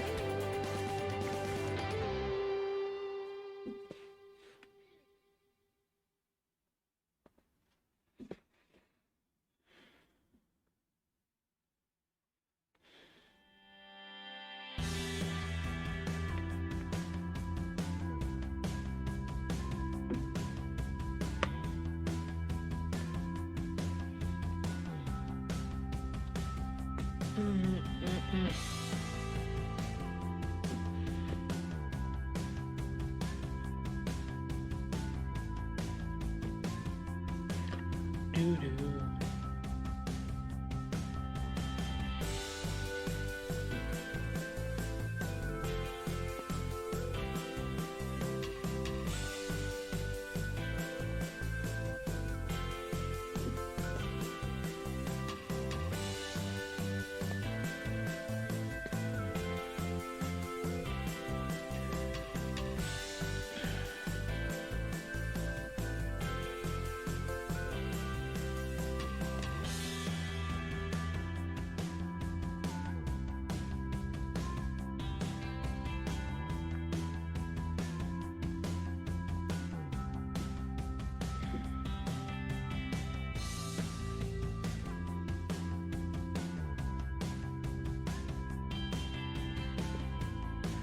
Doo-doo.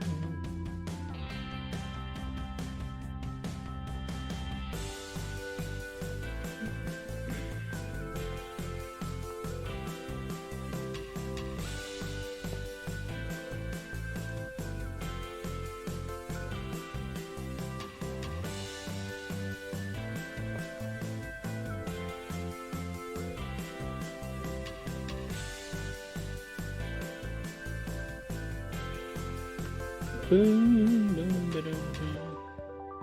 All right.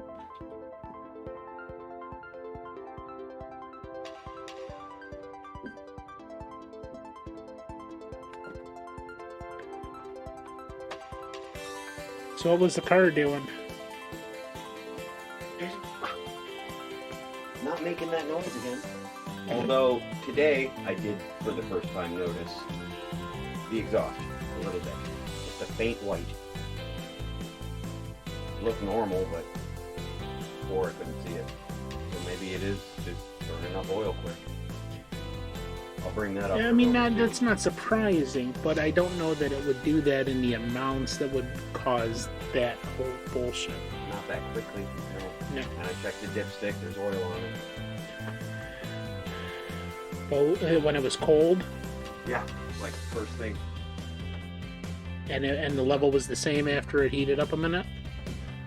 No, I didn't check it again this time after it heated up.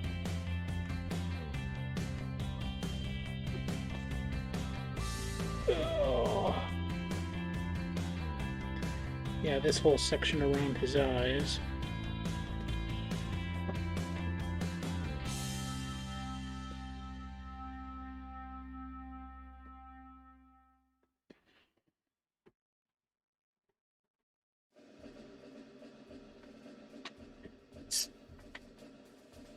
Twist the a little bit.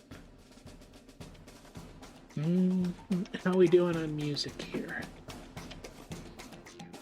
Almost done. Let me switch over to something else here.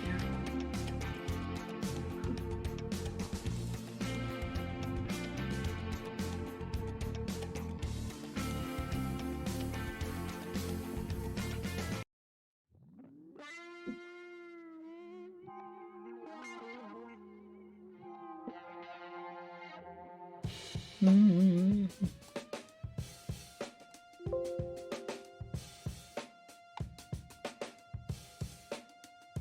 I surely don't want that. Go fuck yourself. Okay.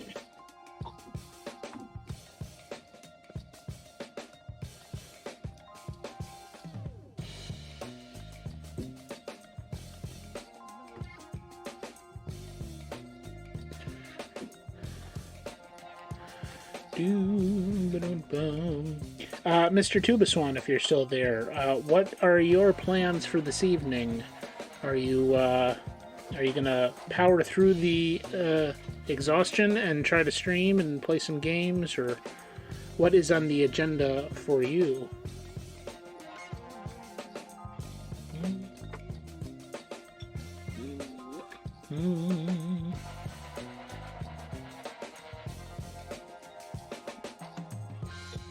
Well, just, drink a Red Bull or whatever. What's the equivalent in Canadian? Is that moose piss?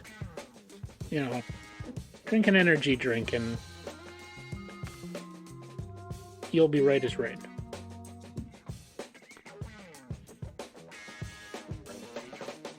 What's that? Red moose.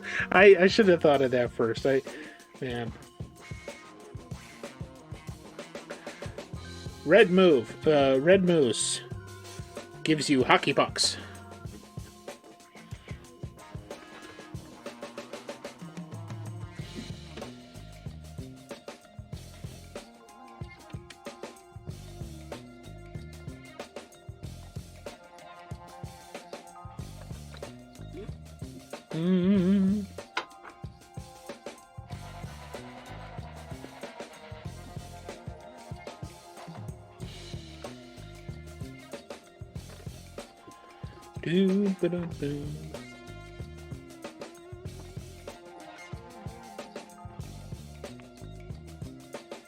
So, I'm assuming you were off today because of New Year's?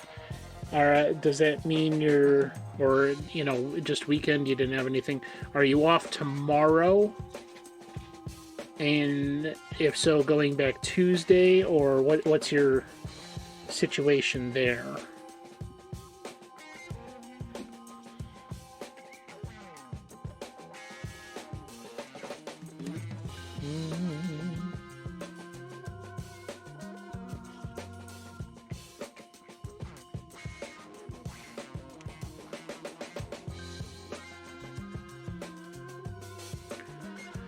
Off tomorrow unless there's an emergency. Okay. And even if there is an emergency, just tell your boss, no emergencies today.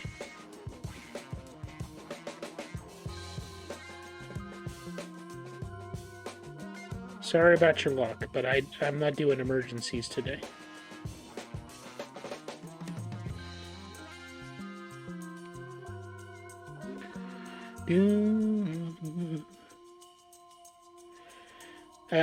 I have to say, I am so completely flabbergasted by my boss.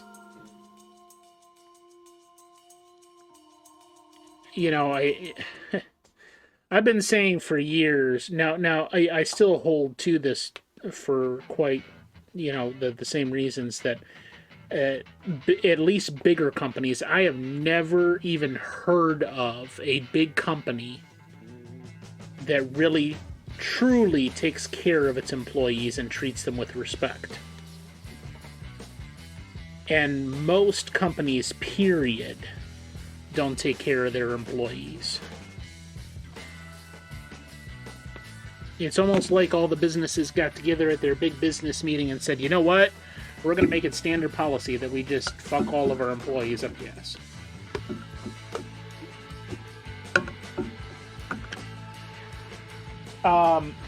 Now, that being said, about 6 or 8 months ago, I decided I needed to go ahead and start applying to jobs and finding some full-time employment to counter having to do full-time Uber, because Uber is such a horrible fucking company. Another big corporate bunch of bullshit. And so I started looking around, and there was a lot of conditions that I had to limit the employment that was going to work for me. But I put my resume on Indeed, and I did start applying to a few things. I got a few job offers, nothing that really made sense, and I thought was going to work in the long term. And then just out of the blue, this company, the HR person, contacted me through Indeed and asked, said that what I had on my resume was what they were looking for, and would I come in for an interview? And I said, sure, no problem. And it turns out it's a very small company. There's only 8 employees total, including me. And right off the bat, it's right up my wheelhouse. I had quite a bit of book learning to do in the first 2 weeks, and now I'm in a much better position to actually do the job properly. There's still quite a bit that I have to learn, but I have all of the basic knowledge to do that. And I go in there, and the first thing he says to me, the boss, when he hired me, is the first thing they offered a pay range on the job listing. And, after hearing my experience, he offered me the top of the pay range. And I'm like, hell yeah, that sounds good, and it turns out it's pretty much the best paying job I've ever had in my life. Then he apologizes to me, the old man that owns the place, and he goes, well, next week, because this was the week before Thanksgiving, he goes, next week, we're going to be off both Thursday and Friday for Thanksgiving.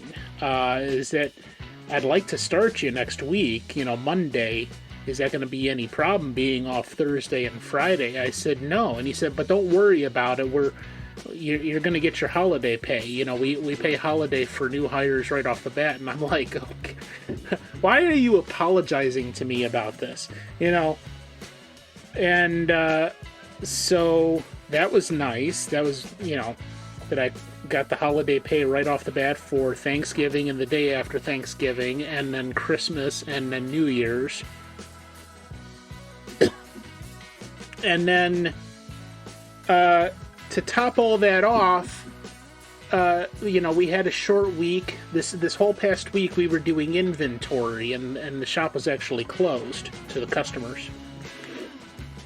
And we're going through inventory and all that. We were off Monday, and then we came in for Christmas, and then we came in and did Tuesday, Wednesday, and Thursday, and it took us all 3 days to do inventory. And at the end of the day on Thursday, he walks into my office and he says, okay, so we're going to be closed tomorrow, Friday. So that's this past Friday.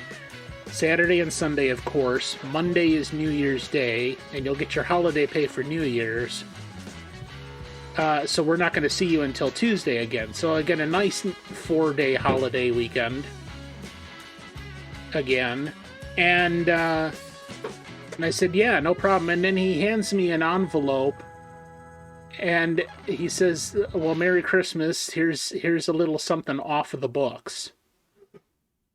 And I open it up, and there's fucking $200 in there. So this, and now, granted, this guy's got money. He definitely has a lot of money. Like, he drives this really like $75,000 Lincoln SUV. He lives in the rich part of Lakewood. He's not hurting. So it really probably didn't cost him all that much to give 7 employees $1,400 for a Christmas bonus. But still, I'm like, dude, I've been here 5 weeks and you're giving me a Christmas bonus of $200? What the hell? You know? But I mean, just in general, I have loved every aspect of this job except for the fact that I have to get up at 5 and I'm there from 7:30 at least until 4:30 every day. I mean, I've always been a night owl, but if that's the worst of this, I can deal with that. Because so far, everything else, aside from the fact that, like, I took over for a guy who kind of left my department now a mess, and there's a lot of things that I have to clean up and organize and get the department in order. Because he kind of did them a disservice when he left. But, you know, I can't get over the fact that these are good, kind people,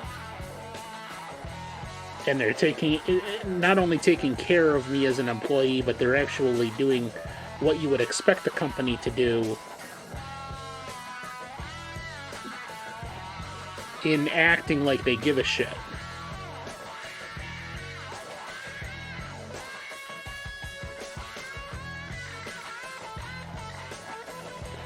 So I've been very happy with the new job.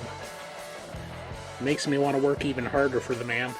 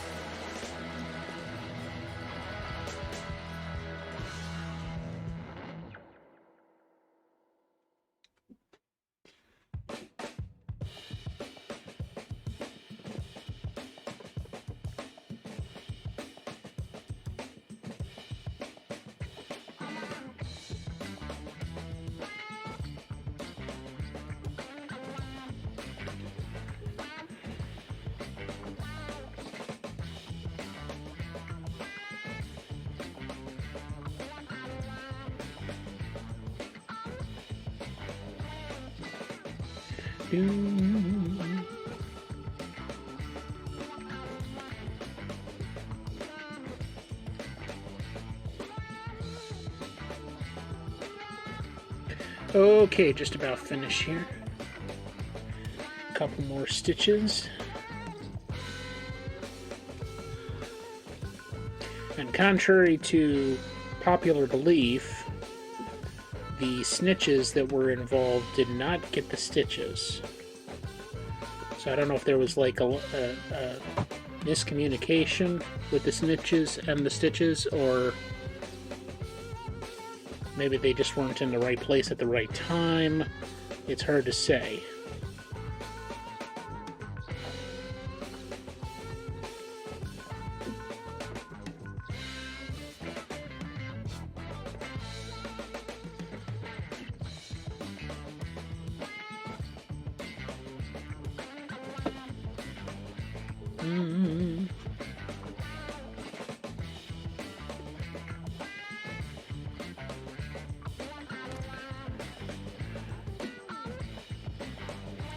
But at least, despite the issues that I had, this was a fairly good project. A great way to get my feet wet back in the waters of the cross-stitch world and refamiliarize myself with this stuff. Nice little project for, what, $10 on Amazon?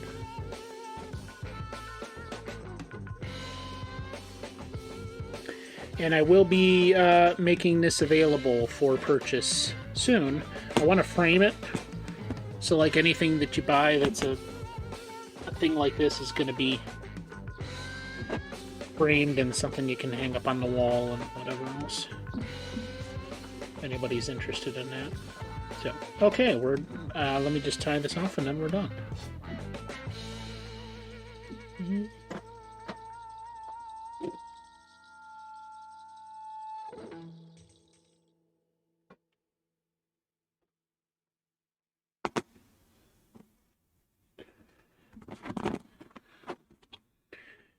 Do.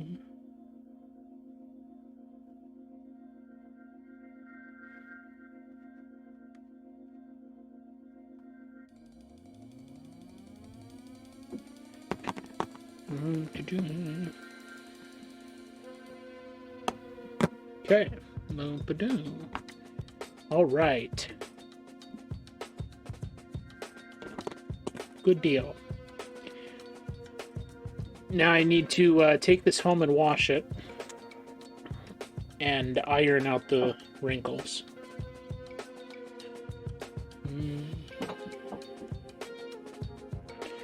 And I'll see what I can do about getting a small little frame for it.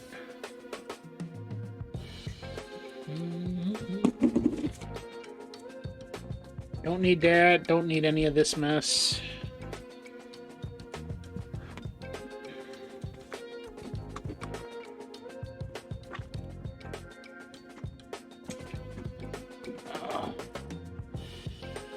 Alright, so there you go. It's me, Mario. Okay. Nice. Cool little project. Turned out pretty well. Alright, let's do coming attractions here on the EBC channel. A couple of things coming up that I want you to know about. Let's start with this. Haven't done a public domain movie night in a while. We're going to be doing them sporadically on Tuesdays for now. Only because sporadically is all I can muster at the moment until other things are resolved. And getting used to the new work schedule and when things fit in and all that. So this will be this Tuesday, January 3rd at 6 p.m. on Twitch. And we'll look at Behind Office Doors from 1931. It's an office slash romance slash power struggle triangle story. Essentially, the woman in the lead role is the power behind her boss that actually gets stuff done and, you know, builds the reputation of a good company. And she's being headhunted by another man that owns a rival company. So, interesting drama, and there's some relationship aspects built into it. So that's Tuesday. Wednesday night are DMCA Disney doubles with Lady and the Tramp 1955 and the live-action remake from 2019. Again, note the earlier time on that because I'm an extremely old man now that gets up hours before the ass crack of dawn. So that'll have to be anytime we do a double feature on Wednesday nights, that's the time it is going to have to start as 5:30 Eastern. Then Thursday, we start again with That's Not Real Trek. We are now moving from the Kirk era into the Picard era, post-TNG. And we're starting with Star Trek Nemesis that came out in 2002. And that will be our launching off point to go into the 24th century, not the 23rd. Yeah, 24th. So if you're a Star Trek fan, especially of the TNG/DS9/Voyager era, this may be right up your alley. We're not only looking at Nemesis just as a jumping off point, like a staging point for what is to come after that, then we're diving into Lower Decks, which is the newer animated, technically adultish comedy. It's more like Family Guy or Simpsons than an animated show made for kids. And then following that, Prodigy, which most definitely is made for kids. It airs on Nickelodeon, and is more serious. That's more like the original animated series, the Johnny Quest, but updated with modern CGI graphics and all that. And then finally, actual Star Trek Picard, which is 20 years after TNG ends. So that's what we'll be looking at as we go into the Picard era here. And that will all start this Thursday at 6 p.m. in the Conflux.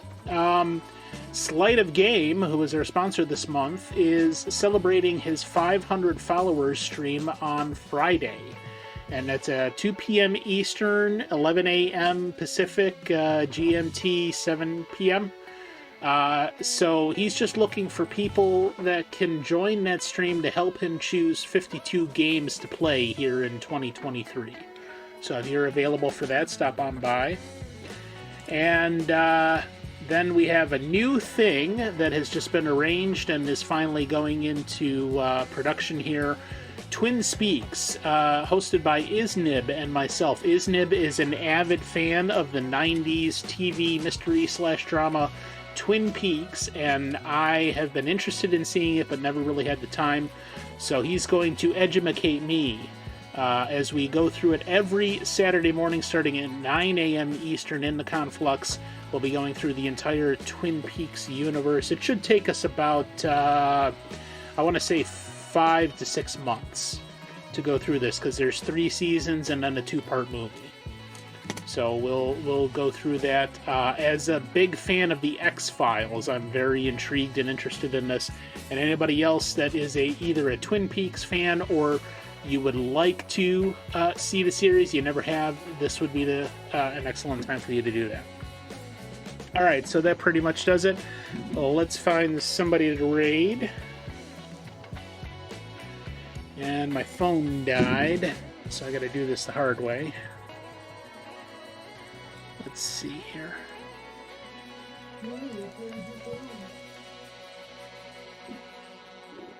Hey, Joel.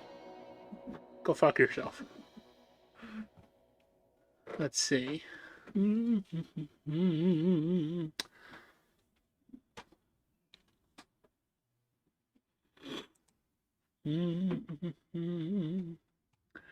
No, thank you. Let's see, we got this person here.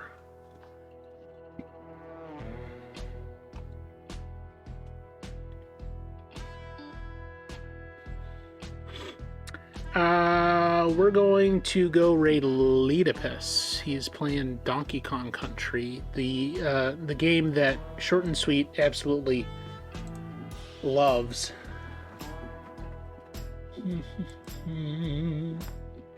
Oh.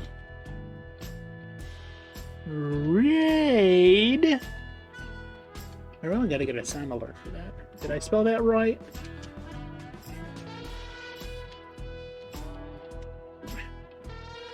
There we go. All right, we'll go say hi to Leetopus and his pink sneck. Thank you all for joining me, and I appreciate you. And we'll see you Tuesday in the Conflux if you're interested in that.